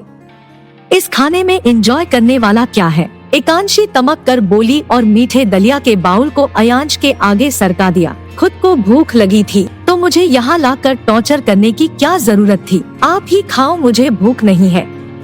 इतना कहते हुए एकांशी ने अपने दोनों हाथों को सीने पर बांध लिया और दूसरी ओर देखने लगी। एकांशी के इस हरकत ने अयांश को हैरत में डाल दिया, जिससे उसने बाउल को वापस उसके आगे रख दिया और सख्ती से बोला, खाओ उसे, तुम्हें भूख हो या ना हो, उसे खत्म करो। तुमने जो कुछ आज मीटिंग रूम में किया है वो अब तक भूला नहीं हूँ मैं। मीटिंग रूम का जिक्र सुन एकांशी थोड़ा सकपका गई और कनखी नजरों से उसे देखने लगी। अयांश के चेहरे पर हमेशा की तरह कोई भाव ना देख और मीटिंग रूम में की गई अपनी हरकत की वजह से उसने खींचते हुए चम्मच को उठाया और दलिया में डालकर बेमन से उठाने लगी। तभी उसके दिमाग में कुछ आया और वो कहने लगी, सॉरी, मैंने मीटिंग रूम में आपको शर्मिंदा किया। उस बात को भूल जाओ और चुपचाप अपना खाना खत्म करो, अयांश ने कहा। हम। एकांशी ने मुस्कुराते हुए जवाब दिया और दलिया को चम्मच से मिलाती रही। भले ही उसके हाथ अपने दलिया में घूम रहे थे, लेकिन उसकी नजर अयांश के स्पेगेटी की प्लेट पर थी, जिसमें कांटा चम्मच डालकर अयांश उसे खाने लगा था। पहली बाइट लेने के बाद जैसे ही अयांश ने अपना सिर उठाया, एकांशी की नजरों को अपनी प्लेट पर ही गड़ा हुआ महसूस किया। एकांशी ने अब तक एक चम्मच भी नहीं खाया था और बोझल मन से उसके प्लेट को देख रही थी, ये देखते हुए कि एकांशी को स्पेगेटी खाने का कितना मन था। अयांश ने थोड़ी झिझक के साथ स्पेगेटी को कांटे चम्मच पर लपेटा और अगले ही पल एकांशी के मुंह के करीब कर दिया। उस स्पेगेटी से भरे चम्मच के मुंह तक आते ही एकांशी का चेहरा सुबह की पहली धूप की तरह खिल गया और उसने अपने सिर को आगे कर 1 सेकंड से भी कम समय में उस चम्मच पर लिपटे स्पेगेटी को अपने मुंह में खींच लिया। उसे चबाते हुए एकांशी ने महसूस किया जैसे वो इस दुनिया की सबसे स्वादिष्ट डिश खा रही हो। उसके चेहरे की खुशी देख अयांश के चेहरे पर भी ना समझ आने वाली मुस्कान तैर गई, जिसके दूसरे पल में ही उसने अनजाने अंदाज में कहा, क्या मैंने कहा कि मैं तुम्हें खिला रहा हूँ? अयांश के इस सवाल के कानों में पड़ते ही एकांशी ने अपना मुंह चलाना बंद कर दिया और बड़े ही भोले अंदाज में उसे देखने लगी, जिस पर अयांश ने उसे और अधिक ना डराया और अपने चम्मच को पीछे खींचते हुए फिर से बोला, ये पहली बार था इसलिए मैं तुम्हें छोड़ रहा हूँ। उन्हें मुझे ऐसा लगा कि आपने मुझे खिलाने के लिए वो आगे किया, आपको पहले क्लियर करना चाहिए था। एकांशी ने हिम्मत करके कहा और अपने मुंह के निवाले को निगल गई। तो तुम इसके लिए मुझ पर ब्लेम डाल रही हो? अयांश बोला। नहीं नहीं। एकांशी ने तेजी से अपना सिर हिलाया और दलिया से एक चम्मच उठाकर अयांश के मुंह के सामने कर दिया। लीजिए, ऐसे हम बराबरी पर आ जाएंगे। एकांशी के इस मासूम से हरकत पर अयांश को हंसी आ गई, जिसे उसने किसी भी तरह से एकांशी से ना छुपाया और अगले लम्हे में ही दलिया को मुंह में ले लिया। मुंह के दलिया को निगलने के बाद उसने एकांशी को खाने का इशारा किया और खुद भी खाने लगा। खाने के बाद अयांश ने बिल पे किया और एकांशी के साथ ही रेस्टोरेंट से बाहर निकल आया, जिसके बाद वो उसे लेकर पास के ही शॉपिंग मॉल में चला गया, जहां पर एकांशी ने सुनीता के लिए एक हैंडमेड शनेल की बैग को चुना। मायरा और उसके फियांसे राज के लिए उसने एक कपल स्टैचू लिया और दिनेश आदित्य के लिए वो एक सेट कुर्ता ले आई। इन सब की शॉपिंग उसने अकेले ही की, लेकिन जब नक्श के लिए कुछ लेने की बारी आई, वो कंफ्यूज हो गई और अपने पीछे चलते अयांश से बोली, सबके लिए कुछ ना कुछ ले लिया, लेकिन नक्श के लिए क्या लूं? आप तो उनके भाई है, उनकी पसंद भी जानते होगे, कुछ सजेस्ट कीजिए ना। कुछ भी ले लो, मैंने पहले ही कहा था कि मुझे इन सब में इन्वॉल्व मत करना। नक्श के लिए तोहफा लेने की बात पर ना जाने क्यों अयांश को अपने मन में खुनस महसूस हुई और वो एकांशी को वहीं अकेले जेंट्स वेयर एरिया में छोड़कर बाहर निकल आया। इधर एकांशी को अयांश के पल पल बदलने वाले मूड के बारे में अब तक कोई अंदाजा नहीं हुआ था। हालांकि अब उसे इसकी आदत पड़ चुकी थी, इसलिए उसे कुछ खास फर्क नहीं पड़ा और वो उसके जाने के बाद भी नक्श के लिए अच्छा टक्सिडो सूट देखती रही। कई सारे सूट देखने के बाद आखिरकार उसे 2 टक्सिडो पसंद आया और उसने दोनों ही पैक करवा लिया। जब वो शॉप से निकलने लगी, तभी उसकी नजर रिस्ट वॉचेस पर पड़ी, जिनमें से एक पर उसकी निगाहें ठहरी की ठहरी रह गई और बिना कुछ सोचे उसने उसे भी अपने बास्केट ट्रॉली में रख लिया। सब कुछ ले लेने के बाद वो जेंट्स वेयर एरिया से बाहर आई तो देखा अयांश वहीं पर खड़ा उसका इंतजार कर रहा था। उसे देख एकांशी की हैरान से भौहें तन गई, क्योंकि जिस तरह वो वहाँ से निकल कर आया था, एकांशी को लगा था जैसे वो उसे वहीं छोड़कर चला गया।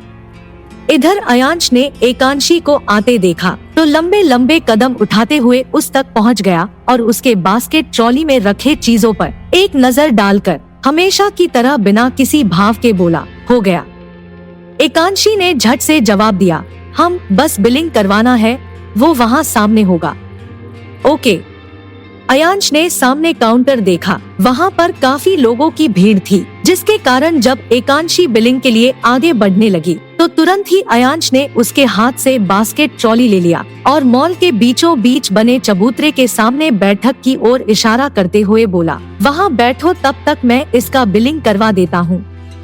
एकांशी काफी देर से चलने की वजह से थक गई थी, इसलिए बिना आनाकानी किए उसने ट्रॉली को अयांश को पकड़ाया और दूसरे ही पल अपने पर्स से क्रेडिट कार्ड निकालकर अयांश की ओर बढ़ा दिया। उसे पिन बताते हुए उसने कहा, गिफ्ट मेरी तरफ से है, तो पैसे भी मुझे ही पेमेंट करना चाहिए।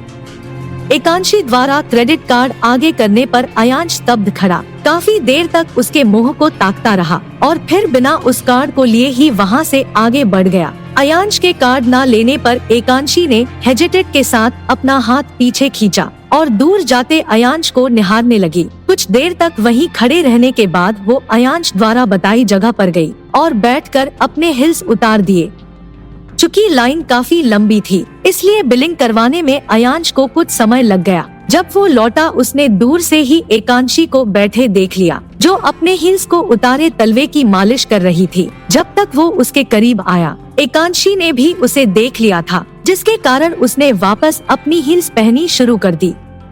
उठकर अयांश के हाथ से बैग लेते हुए उसने धीमी सी आवाज में थैंक यू कहा और एलिवेटर की ओर बढ़ गई। एलिवेटर से नीचे आने के बाद अयांश ने नोटिस किया कि ढेर सारे बैग्स होने की वजह से वो उन्हें मुश्किल से उठा रही थी। इसलिए उसने बिना कुछ कहे उसके हाथ से सारा बैग ले लिया और उसे पीछे छोड़ते हुए मॉल से बाहर निकल गया।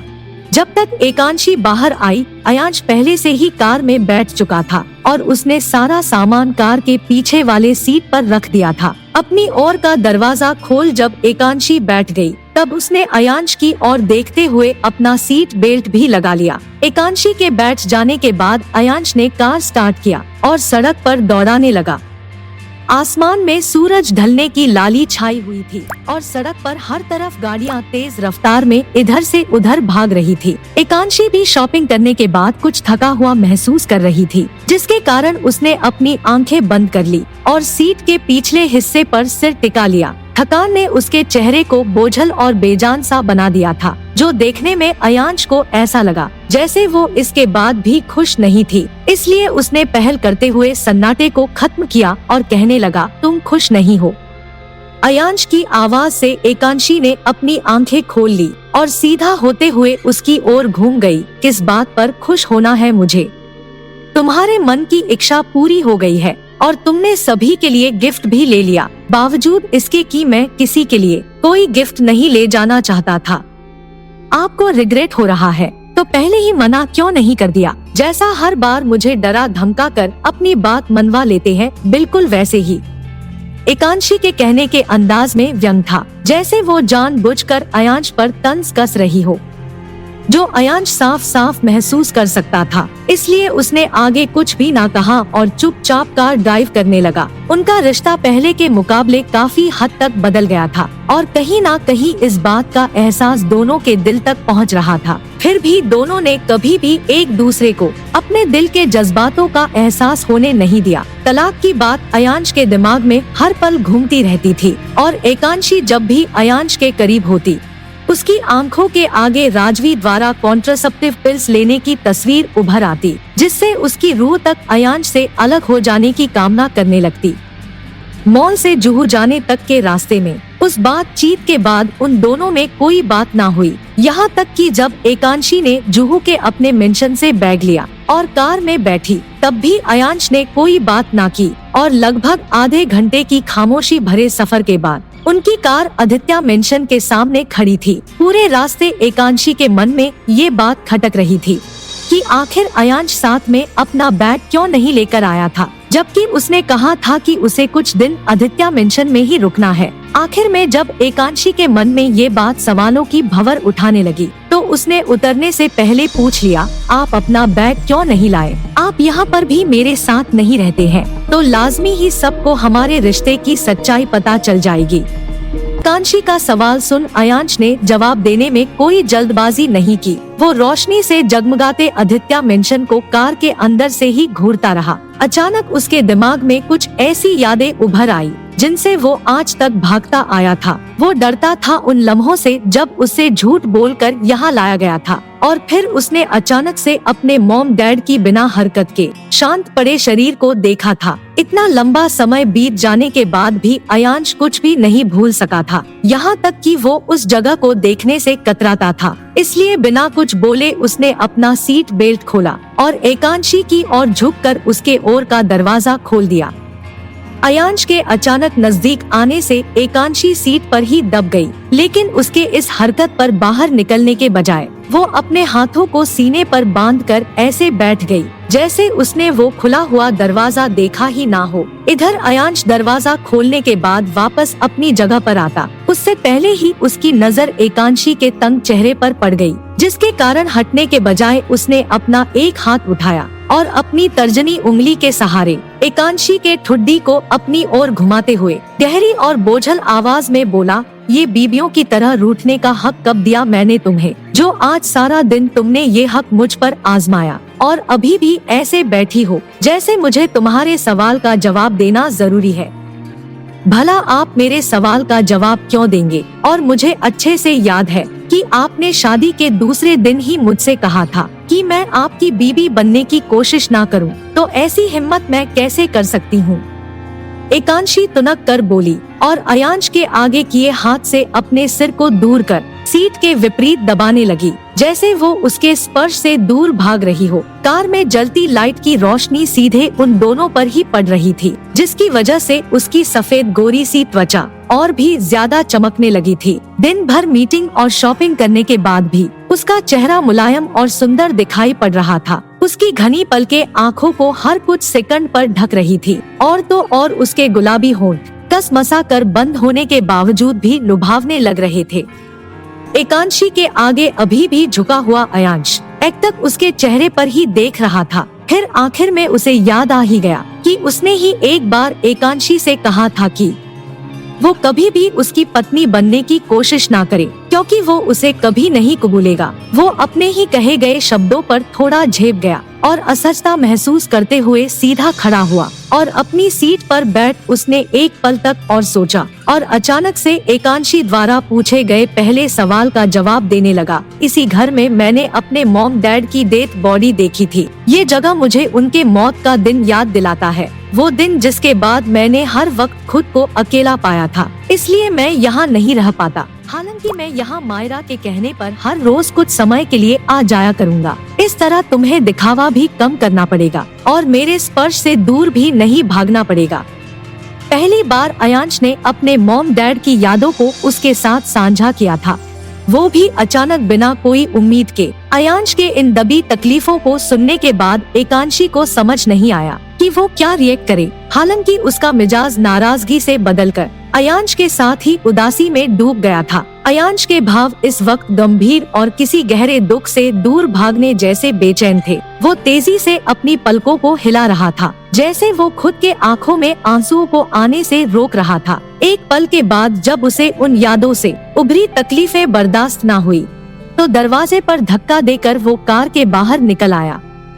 तारों से भरी उस काली रात में अयांश ने महसूस किया जैसे किसी ने बरसों पहले दिल में दफनाए उसके गहरे घाव को कुरेद दिया हो। उसका दिल अंदर से खाली और टूटने सा लगा था। हालांकि वो एकांशी के सामने अपना कमजोर हिस्सा बाहर नहीं लाना चाहता था, इसलिए किसी तरह उसने खुद के जज्बातों को दबा लिया और कार के खुले दरवाजे पर थोड़ा झुकते हुए बोला, अब जाओ अंदर, मैं थोड़ी देर बाद आ जाऊंगा। इतना कह उसने अपनी ओर के दरवाजे को जोरदार धक्के के साथ बंद कर दिया और वहीं कार से टिककर अपने ब्लेजर के पॉकेट को टटोलने लगा। इधर एकांशी भी अपनी तरफ का दरवाजा खोल बाहर निकली और दूसरी ओर मुंह करके खड़े अयांश के पीठ पर कुछ लम्हों के लिए निहारती रही। तभी उसे अयांश की ओर से सिगरेट का धुआं निकलता हुआ दिखाई पड़ा, जो धीरे धीरे वहाँ के वातावरण में घुलता जा रहा था। उसके द्वारा पूछे सवाल से अयांश इतना परेशान हो जाएगा, इस बात का उसे अंदाजा तक नहीं था। इसलिए वो कार ट्रंक की ओर बढ़ने के बजाय अयांश की ओर चली और ठीक उसके सामने खड़ी हो गई। एकांशी पर नजर पड़ते ही अयांश के माथे पर पड़े बल कुछ और अधिक गहरे हो गए और भौहें सिकुड़ गई। अपने होंठों के बीच से सिगरेट को खींचते हुए वो कुछ कहने के लिए होंठों को हरकत में लाता, उससे पहले ही उसे बुरी तरह खांसी आने लगी। उसकी खांसी इतनी तेज और भयानक थी कि एक लम्हे के लिए उसकी सांसें रुकती हुई सी महसूस होने लगी। खुद को संभालते हुए वो कार के छत पर हाथ रखे मुड़ गया, लेकिन जैसा कि वो सांस नहीं ले पा रहा था, उसके प्रभाव से उसकी आंखें आंसुओं से भर गई और कुछ ही समय बाद वो फेफड़ों में सांस भरने के लिए संघर्ष करने लगा। अचानक अयांश को ऐसी हालत में देख एकांशी घबरा गई और थोड़ा झिझक के साथ उसके बाह को पकड़ने की कोशिश करने लगी। आखिर में उसने हिम्मत की और अयांश के बाह को पकड़ ही लिया, जिसके बाद दूसरे हाथ की मदद से उसके पीठ को सहलाते हुए बोली, अयांश आप ठीक है, प्लीज मुझे डराइए मत, क्या हो रहा है आपको? I am fine, leave me alone, Ayansh ने कांपती और कमजोर आवाज में कहा और दूसरे ही पल एकांशी के हाथ को अपनी बाह से झटक कर अलग कर दिया। फिर भी एकांशी उससे अलग ना हुई और लगातार उसके पीठ को सहलाती रही। डर से उसके होंठ कांपने लगे थे और आंखें आंसुओं से लाल हो गई थी, जिनमें से आंसू की ना रुकने वाली धारा बस बहे जा रही थी। कुछ समय के स्ट्रगल के बाद अयांश थोड़ा स्टेबल हुआ और उसकी उखड़ी हुई सांस सामान्य हुई। तभी कहीं जाकर उसका ध्यान एकांशी की सिसकियों पर पड़ा और उसका हाथ अपने पीठ पर घूमता हुआ भी महसूस किया। अपने सिर को हल्का सा घुमाने पर उसने एकांशी की मीच कर बंद की हुई आँखों को देखा, जिनके पलकों पर आंसुओं की बूंद मोती सी चमक रही थी और उसका चेहरा डर से मुरझा गया था। अपने लिए एकांशी को इतना फिक्रमंद और डरा हुआ देख अयांश ने तुरंत प्रतिक्रिया दिया और अपने हाथ को मोड़कर एकांशी के उस हाथ को पकड़ लिया जो एकांशी उसके पीठ पर घुमा रही थी। इसके बावजूद भी एकांशी शांत न हुई और अपनी आंखों को बंद किए बिलखती रही। इतने दिन के साथ में वो ये बात अच्छे से जान गई थी कि अयांश रोज सिगरेट पीता है और उसी सिगरेट के कारण आज अचानक उसकी तबीयत खराब होने लगी है। घबराहट से उसे इस बात का आभास ही नहीं हुआ कि कब अयांश ने खांसना बंद कर दिया था और उसके हथेली को पकड़कर अपने अंगूठे को उस पर सहलाने लगा था। अयांश की खांसी ठीक होने के बावजूद भी एकांशी रोए जा रही थी और इधर अयांश का शरीर अभी भी थरथरा रहा था। उसकी सांसें इतनी भी संतुलित नहीं हो सकी थी। फिर भी उसने एकांशी का नाम धीमे से पुकारा और कहने लगा, एकांशी, आई एम फाइन, वरिड मत हो, एकांशी, एकांशी। नाम सुनने से एकांशी ने अपनी पलकों को आहिस्ते से ऊपर उठाया तो देखा अयांश ठीक से सांसें भी ले पा रहा था और अब खांस भी नहीं रहा था। हालांकि उसके चेहरे पर तनाव अभी भी बना हुआ था। अपनी पलकों पर जमे आंसू की बूंद को अपने बाह से पोंछकर इससे पहले कि वो कुछ कह पाती, अयांश ने कहना शुरू कर दिया, मैं ठीक हूँ और तुम्हें इस बारे में।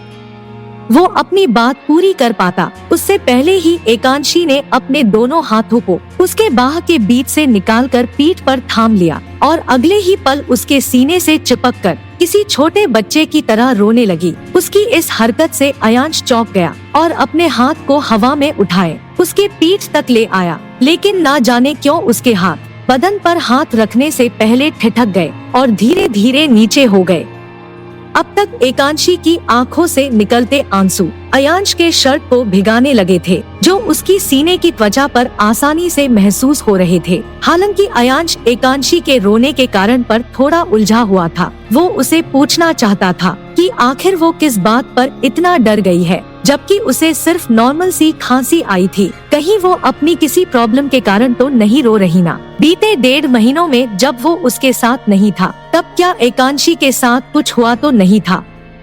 दिमाग में आने वाले इन ख्यालों को वो जबान पर लाता और उसके रोने की वजह पूछता। उससे पहले ही एकांशी ने अचानक से रोना बंद कर दिया और उसके सीने से अलग होकर एकाएक उसके ब्लेजर के पॉकेट में हाथ डालकर कुछ ढूंढने लगी। एक पल के बाद उसके हाथ में सिगरेट का पैकेट और लाइटर लग ही गया और उसने तुरंत उसे बाहर निकाल लिया। एकांशी की ये सारी हरकतें इतनी तेज और बेचैनी से भरी हुई थी कि अयांश इस पर हैरान होने के अलावा कुछ रिएक्ट नहीं कर पाया। लेकिन जब एकांशी ने उसका सिगरेट और लाइटर निकाला तो उसने पूछने में जरा भी देर ना की और बोला, क्या तुम क्या करना चाहती हो? एकांशी के आंखों के आंसू अभी भी सूखे नहीं थे, वो पूरी तरह आंसुओं से भरे हुए थे। उसकी आवाज रोने की वजह से कांप रही थी। फिर भी उसने अयांश के सवाल का जवाब दिया, मैं चाहती हूँ कि आप सिगरेट साथ लेकर चलना बंद कर दे और दोबारा उसे हाथ तक ना लगाएं। इसका फैसला तुम नहीं कर सकती। अयांश ने एकांशी के हाथ से सिगरेट पैकेट को उठाने की कोशिश की, लेकिन एकांशी ने भी फुर्ती से अपने हाथ को पीछे खींच लिया और अगले ही पल बड़ी फुर्ती के साथ उसके सिगरेट और लाइटर को रात के उस अंधेरे में दूर फेंक दिया। ये काम उसने हिम्मत बांधकर कर तो दिया, लेकिन जब वो अयांश की ओर मुड़ी, उसे अयांश के भाव गुस्से में लिप्त मिले, जो उसके घूरने वाली आंखें साफ जाहिर कर रही थी। उसकी तबीयत को लेकर फिक्रमंद एकांशी उसके इस रूप से डरने लगी। उसे लगा जैसे अयांश अभी उस पर बादल की तरह फट जाएगा और अब वो उसके गुस्से से बच नहीं सकती। इसलिए डर से उसने अपने शरीर को समेटना शुरू कर दिया और पलकें नीचे झुका लिया। एक पल के बाद जब अयांश ने अपने कदम उसकी ओर बढ़ाए, वो बिल्ली के डरे हुए बच्चे की तरह दुबक कर जमीन पर बैठ गई और रोते हुए ही बुदबुदाने लगी, अभी आपको सिगरेट के जहरीले धुएं की वजह से खांसी आई और मैंने देखा आपको सांस लेने में भी तकलीफ हो रही थी। आपको पता है ये सिगरेट का धुआं आपके सेहत पर कितना बुरा असर छोड़ता है। आप एजुकेटेड और समझदार है, फिर भी आपने सिगरेट की लत लगा ली है। इसकी वजह से आपको कुछ हो जाता है तो कभी सोचा है आपके चाहने वाले कैसे जिएंगे? मुझे चाहने वाला कोई नहीं है और किसी को फर्क नहीं पड़ेगा अगर मुझे कुछ हो जाता है तो। अयांश कहते कहते वहीं रुक गया और अपने पैंट के जेब में दोनों हाथों को भरकर काले आसमान में देखना शुरू कर दिया। जज्बात में बहती एकांशी के कानों में उसके शब्द पड़े तो अनायास ही उसके मुंह से निकल गया, ऐसा आप सोचते हैं कि किसी को फर्क नहीं पड़ेगा? ध्यान से महसूस करेंगे तो देख पाएंगे कि कुछ लोगों की पूरी जिंदगी सिर्फ आप ही है।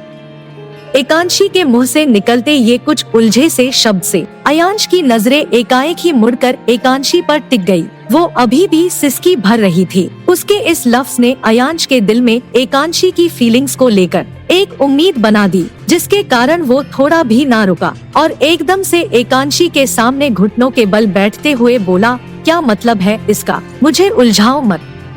अयांश के नजदीक आने से एकांशी जैसे अपने होश में लौट आई और उसे महसूस हुआ कि अभी बस हो अपने प्यार का इजहार अयांश से करने ही वाली थी। घबरा कर वो अचानक जमीन से उठ खड़ी हुई और बात को टालते हुए बोली, नक्श और मायरा, वो दोनों बिना आपके एक कदम भी नहीं चल सकते। मैंने देखा है, वो सुनीता आंटी से ज्यादा आपकी बात मानते हैं और इज्जत भी करते हैं। उनकी जिंदगी का अहम हिस्सा है आप, और अगर आपको कुछ हो जाता है तो वो दोनों टूट जाएंगे। बस यही बात है, अब हमें अंदर चलना।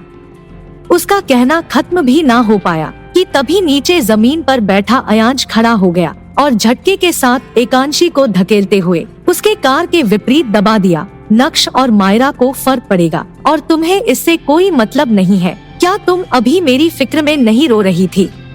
कहते हुए अयांश ने एकांशी की बाजुओं को इतने फोर्स के साथ दबाया कि एकांशी घबरा गई और पैनिक होने की वजह से कुछ बोल ही नहीं पाई। कोई जवाब ना सुन अयांश फिर चिल्लाया, टेल मी डैम इट। अचानक अयांश के चिल्लाने से एकांशी ने अपनी आंखें जोर से बंद कर ली और एकाएक बोली, आपको भी तो कोई फर्क नहीं पड़ता है जब आप मुझे डांटते हैं, चिल्लाते हैं और अकेला छोड़कर चले जाते हैं। और अगर यही सवाल मैं आपसे करूं तो क्या जवाब देंगे? मुझे कुछ हो गया तो क्या फर्क पड़ेगा आपको? पिछले 2 दिनों में उनके बीच अच्छी तरह से बातचीत हुई थी, बिल्कुल मीठी यादों की तरह। उसने खुद को उसकी वाइफ की तरह ट्रीट करना भी शुरू कर दिया था, लेकिन वो ये बात अच्छे से जानती थी कि ये सब कुछ अस्थायी ही था, जो कुछ ही दिनों में खत्म हो जाएगा। अपने सवाल के जवाब का इंतजार करते हुए उसने अपने होंठों को भींच लिया और पनियाई आंखों से उसे देखने लगी। इधर अयांश के दिमाग में सोचावट के घोड़े दौड़ने लगे, इकरार करने और ना करने की अजीब कशमकश में। आखिर में उसने अपने जज्बात को दफनाना ही बेहतर समझा और अपने अकड़ चुके शरीर को कुछ ढीला कर लिया। अगले ही पल उसने एकांशी की बाजुओं को छोड़ दिया और उसकी तरफ पीट कर खड़ा हो गया, ताकि जब वो उसके उठाए सवाल का जवाब दे तब एकांशी उसके भाव को पढ़ ना पाए। इस तरह उसने अपने आवाज को जबरदस्ती मजबूत और कर्कश किया और कहा, हमारा रिश्ता सूरज और चांद की तरह है। दोनों एक दूसरे के मोहताज है, लेकिन एक साथ रह भी नहीं सकते। इसलिए मेरे फर्क पड़ने और ना पड़ने से कोई फर्क नहीं पड़ता। अयांश के इस जवाब पर प्रतिक्रिया देने से पहले एकांशी एक अचंभे में डूब गई थी। इतना उलझन भरा जवाब जैसे अयांश उसके साथ रहना भी चाहता था और रह भी नहीं सकता था। अपने होंठों पर दांतों से जोर देते हुए उसने खुद से ही बहस की, क्या उसे अयांश के इस जवाब का मतलब पूछना चाहिए या नहीं। अंत में अपने होंठों को चबाते हुए वो ये पूछने ही वाली थी कि अयांश ने फिर से कहना शुरू कर दिया, ये सबसे वर्स्ट फीलिंग होती है जब आपके दिलो दिमाग में क्या चल रहा है इसे जाहिर करने के लिए आपके पास सही शब्द नहीं होता। इसलिए मुझे अकेले छोड़ने से पहले कभी मेरे करीब होने की कोशिश मत करना, ये मुझे हमेशा के लिए खत्म कर देगा। अयांश के इस जवाब पर प्रतिक्रिया देने से पहले एकांशी एक अचंभे में डूब गई थी। इतना उलझन भरा जवाब जैसे अयांश उसके साथ रहना भी चाहता था और रह भी नहीं सकता था। अपने होंठों पर दांतों से जोर देते हुए उसने खुद से ही बहस की, क्या उसे अयांश के इस जवाब का मतलब पूछना चाहिए या नहीं। अंत में अपने होंठों को चबाते हुए वो ये पूछने ही वाली थी कि अयांश ने फिर से कहना शुरू कर दिया, ये सबसे वर्स्ट फीलिंग होती है जब आपके दिलो दिमाग में क्या चल रहा है, इसे जाहिर करने के लिए आपके पास सही शब्द नहीं होता। इसलिए मुझे अकेले छोड़ने से पहले कभी मेरे करीब होने की कोशिश मत करना, ये मुझे हमेशा के लिए खत्म कर देगा। इतना कह अयांश पलटा। उसने अपने पॉकेट से रुमाल निकाला और एकांशी के हथेली में फंसा दिया। हालांकि ऐसा करते हुए उसने एक बार भी एकांशी की नजरों से नजर ना मिलाई, क्योंकि इस पल जिस कदर उसका दिल मोहब्बत की तपिश में जल रहा था, उसे डर था कि एकांशी के उस भोले से चेहरे को देख वो किसी मोम की तरह पिघल जाएगा। पहले से ही उलझन में डूबी एकांशी अयांश के इन बातों से और अधिक उलझ गई थी। उसके दिल में ऐसे कौन से एहसास थे जिनके लिए वो सही शब्द ढूंढ रहा था। उसके छोड़ के जाने पर वो खत्म हो जाएगा। इन सब से उसका आखिर मतलब क्या था? अपने दिमाग में ही जवाब ढूंढने की कोशिश में उसे ये तक ख्याल नहीं रहा कि उसके हाथ में अयांश ने अपना रुमाल रख दिया है और उसे कंधे से पकड़कर कार के दरवाजे के सामने से हटा रहा है। दूसरी ओर अयांश ने उसे वहाँ से हटा दिया और कार के दरवाजे को खोलकर उसमें बैठ गया। दरवाजे के धम से बंद होने की आवाज वहाँ के शांत माहौल में गूंजी। तभी कहीं जाकर एकांशी अपने ख्यालों से बाहर निकली और महसूस किया कि उसकी पलकें थोड़ी नम है और उंगलियों के बीच एक सफेद रुमाल फंसा हुआ है। पीछे पलटने पर उसे अयांश की कार और उसमें बैठा अयांश भी नजर आ गया। वो इससे अधिक कुछ समझ पाती उससे पहले ही। अयांश जो अभी भी सीधे देख रहा था, उसने सपाट तरीके से कहा, मेरे कार से अपना बैग निकाल लो और अंदर जाओ। मायरा पूछे तो कहना कि मैं कल सुबह आ जाऊंगा। एकांशी कार के काफी करीब थी, इसलिए वो अयांश के चेहरे के बाएं हिस्से पर संज्ञा शून्यता और आंखों में सूनापन की झलक आसानी से देख सकती थी। उसके इन भावों से अच्छी तरह परिचित एकांशी जानती थी कि जब भी अयांश इस तरह शांत हो जाता है, तब वो अंदर ही अंदर गुस्से और नफरत को दबा रहा होता है और उसके द्वारा बोले एक शब्द से अयांश का सारा गुस्सा उस पर फूटने लगता है। इसलिए एकांशी ने अपने सभी सवालों को दिल से जबान तक तो खींच लिया, लेकिन उन सवालों को पूछने में उसके होंठों ने साथ नहीं दिया और वो चुपचाप गाड़ी के पिछले हिस्से की ओर बढ़ गई। उसके वहाँ से जाते ही अयांश ने हल्के से झुककर सामने का एक बटन प्रेस किया, जिसके दबाते ही कार ट्रंक खुल गया और अयांश कार में लगे साइड मिरर में एकांशी को देखने लगा, जिसमें एकांशी छोटी और पतली सी नजर आ रही थी। जब भी वो कोई बैग निकालने के लिए झुकती, उसके बाल पीठ से सरक कर आगे की ओर आ जाते, जिसे बिना हाथ लगाए सिर को झटक कर एकांशी पीछे कर देती। इस नजारे को कई बार देखने के बाद अयांश ने बड़ी ही बेरुखी के साथ अपनी पुतलियों को एकांशी से दूर एडजस्ट कर लिया और एक बार कार के हॉर्न को बजा दिया। उस हॉर्न की तेज आवाज के कान में पड़ते ही एकांशी ने अपना गला तान कर अयांश की ओर देखा। वहाँ कुछ भी नजर न आने पर उसने अपना आखिरी शॉपिंग बैग निकाला और अंत में ट्रॉली बैग को खींचने लगी। खींचते हुए उसने महसूस किया कि उसके बैग का व्हील ट्रंक में अटक गया, जिसके कारण वो उसे खींचकर बाहर नहीं निकाल सकती। जुहू वाले मेंशन पर जब वो बैग को हैंडल से खींचकर कार तक ले आई थी, तब ट्रॉली बैग को उठाकर ट्रंक में डालने का काम अयांश ने किया था, लेकिन इस वक्त वो बिना उसकी कोई मदद किए कार में बैठ चुका था। यहाँ तक उसका मदद करने का कोई इरादा भी नहीं दिख रहा था। इसलिए एकांशी ने एक गहरी सांस भरी और कमर से झुककर बैग को पूरे ताकत के साथ उठा लिया, जिसके बाद अयांश के कार से अलग जमीन पर रखते हुए उसने कार के पिछले हिस्से पर 2 बार खटखटाया, जो उसकी ओर से अयांश को एक इशारा था कि वो अपने ट्रंक को बंद कर ले। दूसरी ओर अयांश ने आवाज सुनते ही एक बार फिर साइड मिरर में उसकी छवि देखी, जिसमें वो कार से काफी अलग खड़ी हो चुकी थी और जमीन पर रखे सभी बैग को एक हाथ में पकड़ने की कोशिश कर रही थी, तो वहीं दूसरे हाथ में अपने ट्रॉली बैग के हैंडल को पकड़ने में लगी हुई थी। उसे परेशान देखने के बाद भी अयांश अपनी कार से बाहर ना निकला और स्टीयरिंग को संभालते हुए कार सड़क की ओर मोड़ लिया। हालांकि जाते जाते वो एक तक साइड मिरर में ही घूर रहा था। आखिर में एकांशी ने सभी बैग्स को एक हाथ की कलाई पर फंसा लिया और दूसरे हाथ में बैग का हैंडल पकड़ आदित्य मेंशन के मेन गेट की ओर बढ़ने लगी। लेकिन अभी वो आधे रास्ते ही चली थी कि तभी अचानक से रुक गई और बैग के हैंडल से अपना हाथ हटाकर पेट के निचले हिस्से पर रख लिया। एक अजीब सी ऐंठन जो उसे अक्सर मेंस्ट्रुअल साइकिल के दौरान अपने पेट में महसूस होता था, ठीक वैसी ही पीड़ा उसे इस वक्त महसूस हो रही थी। धीरे धीरे वो दर्द इतना बढ़ गया कि एकांशी अपने पेट पर हाथ से दबाव बनाते हुए जमीन पर बैठ गई और दांत पर दांत चढ़ाए लंबी लंबी सिसकी भरने लगी। हालांकि कुछ 2 मिनट बाद उसका दर्द कम होने लगा और एक समय के बाद अपने आप ही खत्म हो गया। तब भी उसका चेहरा पूरा पसीने से भीग चुका था। जल्दबाजी में हाथ से पसीने को पोंछकर वो खड़ी होने ही वाली थी कि अचानक उसने वापस अपने पेट को पकड़ लिया और वही दर्द महसूस करने लगी। इस दर्द को बर्दाश्त करने की कोशिश में वो पूरे जोर के साथ चीखना चाहती थी, लेकिन जैसे ही उसने अपना मुंह खोला उसका दर्द फिर एक बार गायब हो गया। मेंस्ट्रुअल साइकिल के वक्त उसने कई दफा ऐसे दर्द सहे थे, लेकिन इस बार ये कुछ अलग और चोट लगने की तरह था। हालांकि एकांशी का दिमाग दूर तक दौड़ा ही नहीं और वो उसे पीरियड से पहले होने वाली मेंस्ट्रुअल क्रैम्प मानकर उठने लगी। तभी उसने अपने सामने एक जोड़ी पैर देखे जिनमें चमचमाता ब्लैक शू था।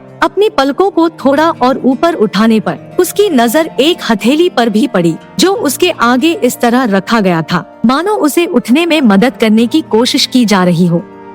दूसरी ओर अयांश जब कार ड्राइव कर वहां से जाने लगा तो साइड मिरर में एकांशी को अचानक जमीन पर बैठे देख अपनी कार की स्पीड धीमा कर दी और सड़क के किनारे पहुंचते पहुंचे उसे पूर्णतः रोक दिया। मिरर के मदद से उसे वो लगभग 2 मिनट तक उसकी स्थिति को समझने की कोशिश करता रहा, लेकिन जैसा कि एकांशी कार की ओर से पीठ करके बैठी थी वो ठीक से कुछ भी देख और समझ ना पाया और उसने कुछ समय वहीं रुककर एकांशी के उठकर जाने का इंतजार किया। हालांकि जब वो यूं ही कुछ पलों तक बैठी रह गई तब चिंता से अयांश की भौहें सिकुड़कर छोटी हो गई और वो अजीब तरह से अपने हाथ को स्टीयरिंग पर पटकते हुए खींच गया।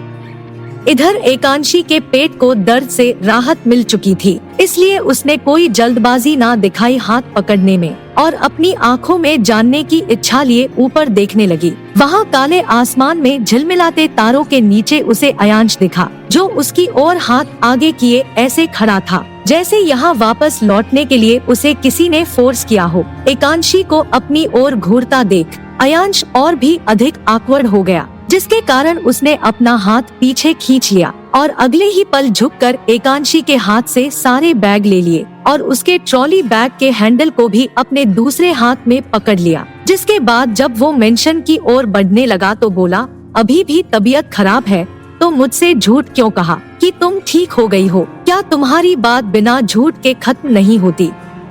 एकांशी अपने पैरों पर जोर देते हुए खड़ी हुई और पैरों में पहने हाई हील्स को बैलेंस करने लगी। हालांकि खड़ा होने के बाद 2 पलों तक उसकी आंखों के आगे सब कुछ खाली और अंधेरा सा रहा और सिर घूमता रहा। मेरी तबीयत सच में ठीक है और अगर मैं हर वक्त झूठ कहती हूँ तो आप यकीन क्यों कर लेते हैं मेरा?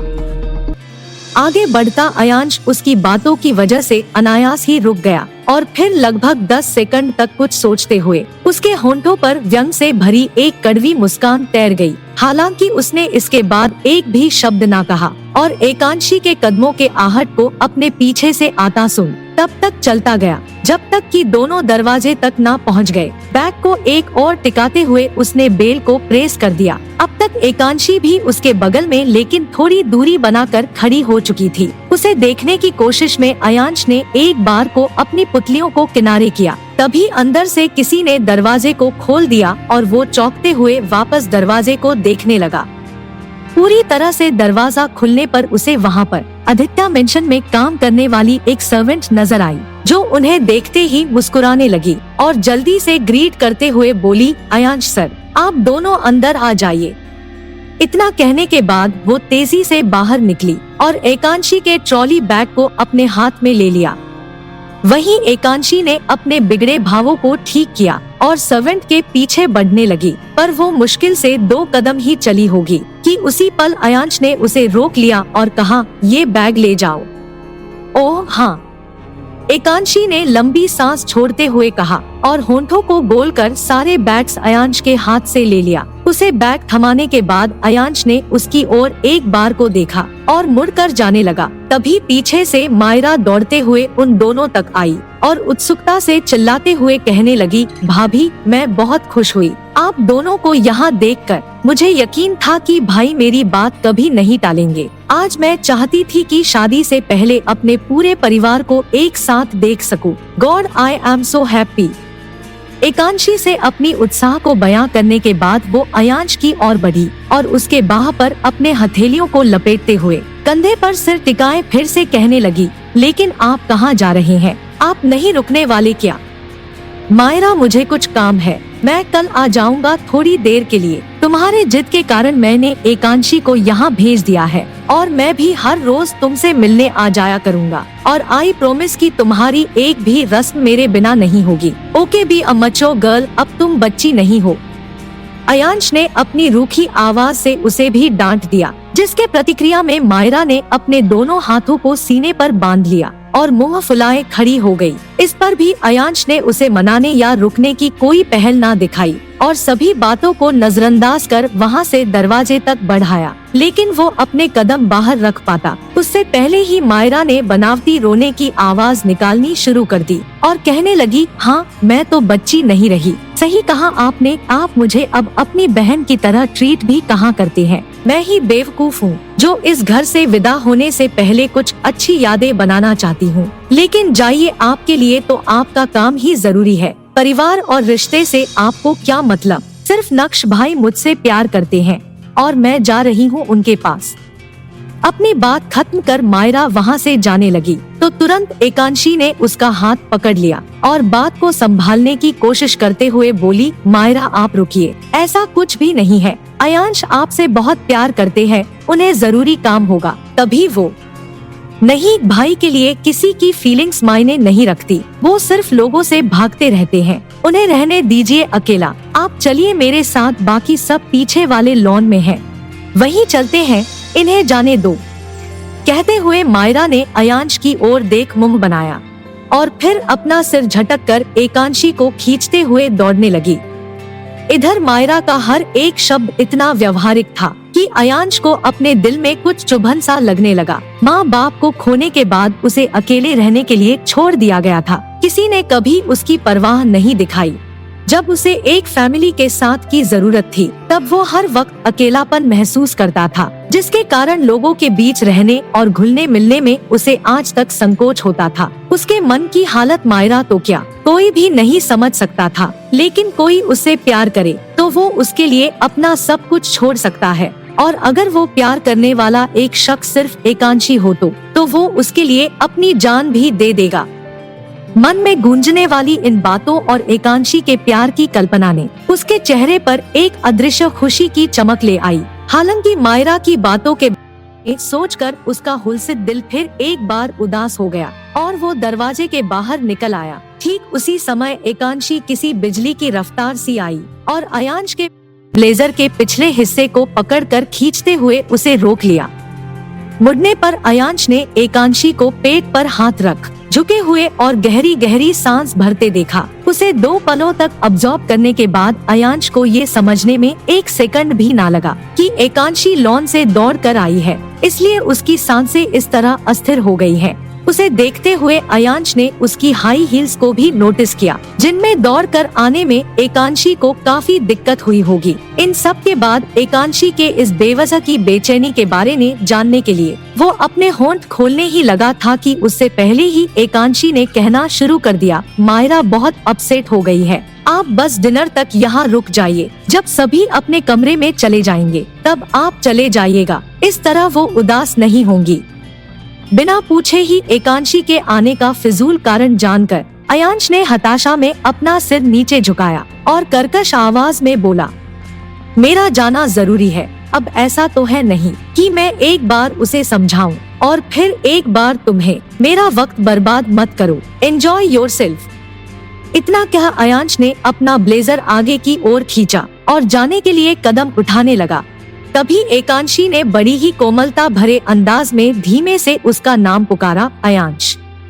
उसकी सौम्य और मीठी आवाज ने अयांश के कदम को वापस रखने पर मजबूर कर दिया। आज से 4 महीने पहले शादी के दूसरे दिन जब वो गुस्से में उसे यहाँ से खींचते हुए ले जा रहा था, उस वक्त भी एकांशी ने कुछ इसी अंदाज में उसे रोका था। उस घटना के 4 महीने बीत जाने के बाद भी अयांश के कानों में एकांशी की वो आवाज और अंदाज गूंज गया, लेकिन पिछली बार वो उस पर उतना नाराज था कि उसे देखना तक नहीं चाहता था, पर अब उसे देखने का कोई मौका वो गंवाना नहीं चाहता था। इसलिए वो पूरी तरह उसकी ओर पलट गया और बोला, ये जब तुम मेरा नाम इस तरह लेती हो तो।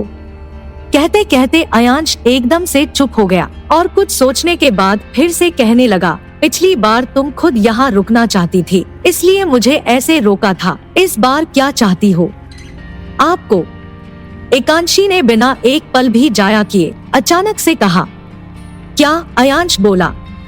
मेरा मतलब है बस आज भर के लिए मेरी बात मान लीजिए और कुछ देर के लिए रुक जाइए। मैं अपने साथ आपको ले जाना चाहती हूँ। बस इतना ही कहने में एकांशी ने लगभग 5 मिनट का वक्त लगा दिया था और हर एक लफ्ज कहने के साथ अपने हथेली पर दबाव बनाती रही, जिससे उसके घबराहट के बारे में भी पता चल रहा था। हालांकि अयांश ने अब कोई आनाकानी नहीं की और एकांशी की लंबी पलकों के कंपन को देखते हुए अपने सिर को हाँ में हिला दिया। उसके हामी भरने के इशारे ने एकांशी की सारी उलझन सुलझा दी और वो एक्साइटमेंट में अपनी मुस्कान छुपा ना सकी। अगले ही पल उसने अयांश की इजाजत लिए बिना उसका हाथ पकड़ा और चलते चलते कहने लगी, मायरा आपको यहाँ रुकता देख बहुत खुश होगी और बाकी सब भी। वहीं अयांश चुपचाप उसके खिंचाव के अनुसार तब तक चलता रहा जब तक कि दोनों लॉन के दरवाजे तक ना पहुंच गए। वहां लॉन में छोटी बत्तियां जल रही थी और सुनीता का पूरा परिवार एक छोटे से गोल टेबल के इर्द गिर्द लगे चेयर पर मौजूद था। टेबल पर फल और खाने की चीजें रखी हुई थी। उनके चेहरे खिले हुए थे और सभी आपस में ही बातें कर खिलखिला रहे थे। तभी नक्श, जो दरवाजे के ठीक सामने बैठा था, अचानक से उठ खड़ा हुआ और फोन में देखते हुए चलने लगा। दरवाजे तक पहुंच वो आगे बढ़ता, उससे पहले ही अयांश ने उसके कंधे पर हाथ रख रोक लिया और बोला, मैंने कहा था मुझसे मिलने आना, फिर तुम मुझसे मिलने क्यों नहीं आए? अयांश की आवाज पहचानते ही नक्श ने अपनी नजरें फोन से बाहर निकाल लिया और एकदम से उसके गले लगते हुए चिल्लाया, भाई आप आदित्य मेंशन में? आखिर आज सूरज कहाँ से निकला था, या फिर ये एकांशी का कमाल है? अयांश को छोड़ते हुए वो बिना एक भी सेकंड बर्बाद किए एकांशी की ओर बढ़ा और अजीब तरह से खुशी जाहिर करते हुए बोला, एकांशी आप तो सच में कमाल की हो। मुझे यकीन नहीं हो रहा कि आपने भाई को यहाँ तक आने के लिए मना लिया, जबकि उन्होंने कल बताया था कि वो यहाँ नहीं रहने वाले। इस खूंखार शेर को काबू में करने के लिए मेरी तरफ से आपको मिलेगी नक्श की जादुई झप्पी। कहते कहते नक्श ने अपनी आंखें बंद की और बाहें फैला ली, जिसके बाद बिना एकांशी के नाम हिलाते सिर की ओर ध्यान दिए आगे बढ़ने लगा। इधर अयांश को ये कतई मंजूर नहीं था कि नक्श एकांशी के गले लगे, इसलिए उसने तुरंत एकांशी को कंधे से पकड़ा और उसे अपने करीब खींच लिया। उसके अचानक किए गए इस मूव से एकांशी चौंक गई, पर वो कुछ रिएक्ट कर पाती उससे पहले ही अयांश उसे लेकर टेबल की ओर बढ़ गया, जहां दिनेश, सुनीता और मायरा पहले से ही बैठे उन्हें देख रहे थे। दूसरी ओर नक्श ने अपनी बाह को समेटा तो सिवाय हवा के उसके हाथ कुछ ना लगा। आंखें खोलने पर भी उसे सामने दरवाजे के अलावा कोई इंसान नजर नहीं आया। झुंझलाहट से उसने अपना सिर पीछे घुमाया और अयांश और एकांशी को टेबल के करीब खड़ा देख धनधनाते हुए वहां पहुंचकर अपनी कुर्सी पर बैठने से पहले बोला, ये बहुत गलत बात है एकांशी, तुमने मेरी झप्पी इग्नोर कर दी, पर कोई बात नहीं, बेटर लक नेक्स्ट टाइम। ये झप्पी मैं सभी को फ्री में देता हूँ। नक्श की बात सुन सभी के चेहरे पर मुस्कान तैर रही थी, सिवाय अयांश के। उसके भाव अजीब तरह से इनसिक्योर नजर आ रहे थे, जिस पर किसी ने ध्यान नहीं दिया। हालांकि उसने नक्श को घूरकर उसे चुप जरूर करवा दिया। इधर सुनीता अपने चेयर से उठी और एकांशी के दोनों हथेलियों को अपने हाथ में लेते हुए मुस्कुरा कर कहने लगी, बहुत अच्छा लगा कि तुम दोनों ने हमारी बात का मान रख लिया, वरना अयांश ने तो कभी हमें अपना समझा ही नहीं। पर कोई बात नहीं, ये कुछ दिन एक दूसरे के बारे में अच्छे से जान लेंगे और अच्छा वक्त बिताएंगे। जी आंटी, एकांशी ने मुस्कुरा कर जवाब दिया और अयांश को देखने लगी, जो अपनी आंखों को सुनीता के ऊपर ही टिकाए उसे विलक्षित तरीके से घूर रहा था। ऑफिस में भी अयांश कभी सुनीता से सीधे मुंह बात नहीं करता था, जैसा कि उसने यहाँ किया। बिना किसी से कोई बात किए उसने सबसे पहले एकांशी के लिए और फिर अपने लिए एक चेयर खींच लिया और उस पर शांति से बैठ गया। उसके इस रवैये से एकांशी ऑकवर्ड हो गई, जिसे उसने अपनी मुस्कान के पीछे छुपाने की कोशिश की और सभी की ओर सरसरी निगाह से देखते हुए अयांश द्वारा खींचे गए चेयर पर बैठ गई। अब तक वहाँ का खुशगवार माहौल अचानक सन्नाटे में डूब गया और सब एक दूसरे का मुंह ताकने लगे। तभी मायरा ने टेबल पर रखे स्वीट के बॉक्स से एक स्वीट निकाला और अयांश के मुंह तक ले जाते हुए बोली, चलो भाई मुंह खोलो, ये आपकी फेवरेट स्वीट्स है। मायरा को एक बार अपसेट करने के बाद अयांश उसे दोबारा उदास नहीं करना चाहता था, इसलिए उसने बिना ना नुकुर के अपना मुंह खोल दिया। उसके मुंह में स्वीट्स का टुकड़ा डालते हुए मायरा ने एकांशी से कहा, पता है भाभी, भाई को खाने में सबसे ज्यादा मीठा पसंद है और स्वीट्स के लिए तो ये कभी ना भी नहीं करते, पर ये बात और है कि इतना स्वीट्स खाने के बाद भी ये कड़वा ही बोलते हैं। ऐसा कह वो ठहाके मार के हंसने लगी। उसकी हंसी से बाकी सभी भी मुस्कुराने लगे, लेकिन अयांश अब भी शांत ही रहा और अपने मुंह में रखे स्वीट्स को चबाता रहा। तभी एकांशी ने मायरा की बात पर अफसोस जताते हुए कहा, ओह, फिर अयांश तो स्वीट्स नहीं खा पाते होंगे। क्यों भाभी, भाई के दांत खराब हो गए हैं क्या? कहने के बाद मायरा फिर से हंसने लगी। उसी पल एकांशी फिर से बोली, नहीं, इन्हें डायबिटीज है ना, इसलिए मैंने ये कहा। क्या भाई को शुगर की प्रॉब्लम हो गई है? ये कब हुआ भाई आपको? मायरा अचानक हंसना बंद कर अयांश से मुखातिब हुई। मुझे डायबिटीज नहीं है, अयांश ने सपाट लहजे में कहा। देखा भाभी, भाई ने खुद कहा कि उन्हें डायबिटीज नहीं है, फिर आप उन्हें शुगर पेशेंट क्यों बना रही है? आपसे किसने कह दिया ये? सुनीता आंटी ने। एकांशी के तुरंत बोलने से सुनीता, जो अब तक चुपचाप अपने फल को खा रही थी, एकांशी को बताई गई डायबिटीज वाली झूठी बात को सबके सामने खुलता देख अचानक उसके गले में वो फल फंस गया और वो खांसने लगी। तार खांसते हुए भी वो एक तक एकांशी के चेहरे पर ही देख रही थी। यकीन से परे उसे अंदाजा तक नहीं था कि एकांशी अचानक उसका नाम ले लेगी, क्योंकि जिस तरह उसने सब कुछ अपने योजना के हिसाब से चलाया था, उस तरह एकांशी को एक भी घटना याद नहीं होनी चाहिए थी। हालांकि कुछ 2 मिनट के बाद जब उसका खांसना खत्म हुआ तो उसने बाकी सभी के चेहरे पर भी एक बड़े से प्रश्न चिन्ह को देखा। इसलिए उसने अपने गले को साफ किया और अपने होंठों पर बनावटी मुस्कान लाते हुए कहने लगी, मैंने कब ऐसा कहा? लगता है कुछ मिसअंडरस्टैंडिंग हो गई है और तुम बच्चे भी ये क्या बात लेकर बैठ गए हो? कुछ अच्छी बातें करो। जैसे कि उसका कहना खत्म भी नहीं हुआ था कि उसी पल अयांश ने अपने हाथ को टेबल की ओर बढ़ाया और अपने सामने के गिलास को छोड़कर सुनीता के सामने रखे गिलास को उठाकर टेबल पर ठुकठुकाने लगा। पहले भी एकांशी ने नशे में उसे इस डायबिटीज का किस्सा सुनाया था, पर तब अयांश ने उसे नशे में मानकर कोई ध्यान नहीं दिया। लेकिन अब उसे यकीन हो रहा था कि एकांशी के दिमाग में ये डायबिटीज की बात बस यूं ही नहीं थी और अब इसका कनेक्शन सुनीता के साथ जुड़ा देख उसे हर एक चीज गड़बड़ लगने लगी। इसलिए वो सीधे एकांशी की ओर मुड़ा और गिलास को टेबल पर ही छोड़कर कहने लगा, ये कब की बात है? कब तुम्हें पता चला कि मुझे शुगर है?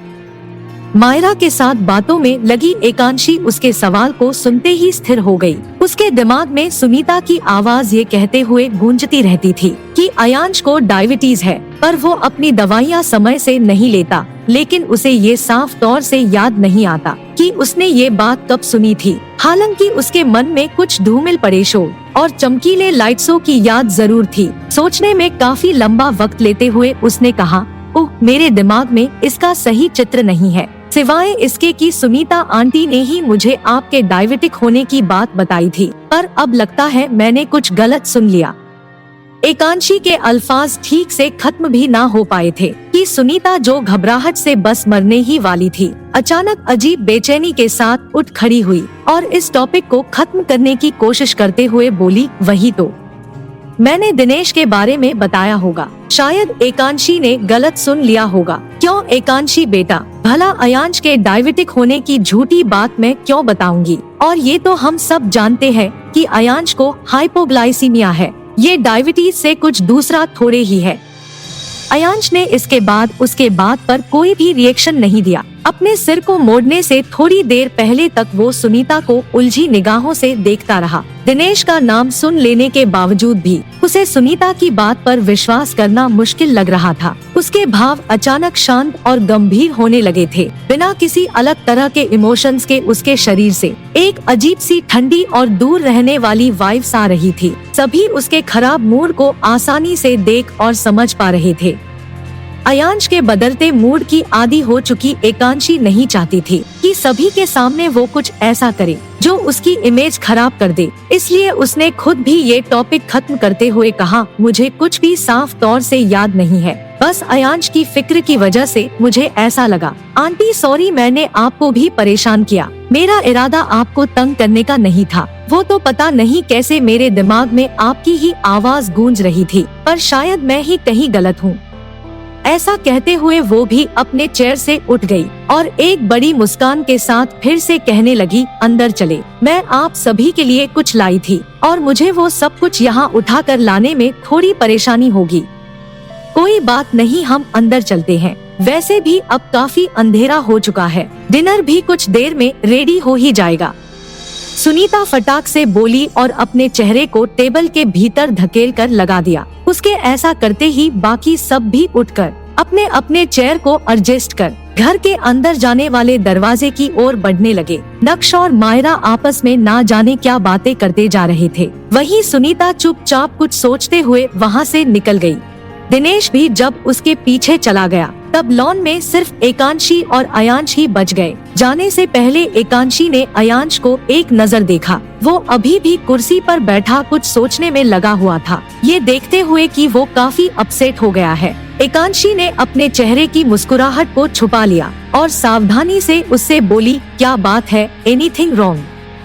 जब अयांश ने एकांशी की आवाज अपने काफी करीब से आते सुना तो उसने अपना झुका हुआ सिर उठा लिया। वो ठीक उसके समीप टेबल पर अपने दोनों हथेलियों को टिकाए खड़ी थी। उसकी आंखों की चमक में उलझन की झलक अयांश आसानी से देख सकता था, लेकिन वो अपने सवालों की वजह से इतना परेशान था कि जब वो चेयर से उठा वो उससे सुनीता के बारे में पूछने के लिए अपने होंठों को खोलने लगा। उसी पल ना जाने कहां से सुनीता वहां आ धमकी और अनायास ही चिल्लाते हुए बोली, एकांशी बेटा, आप वहां क्या कर रही है?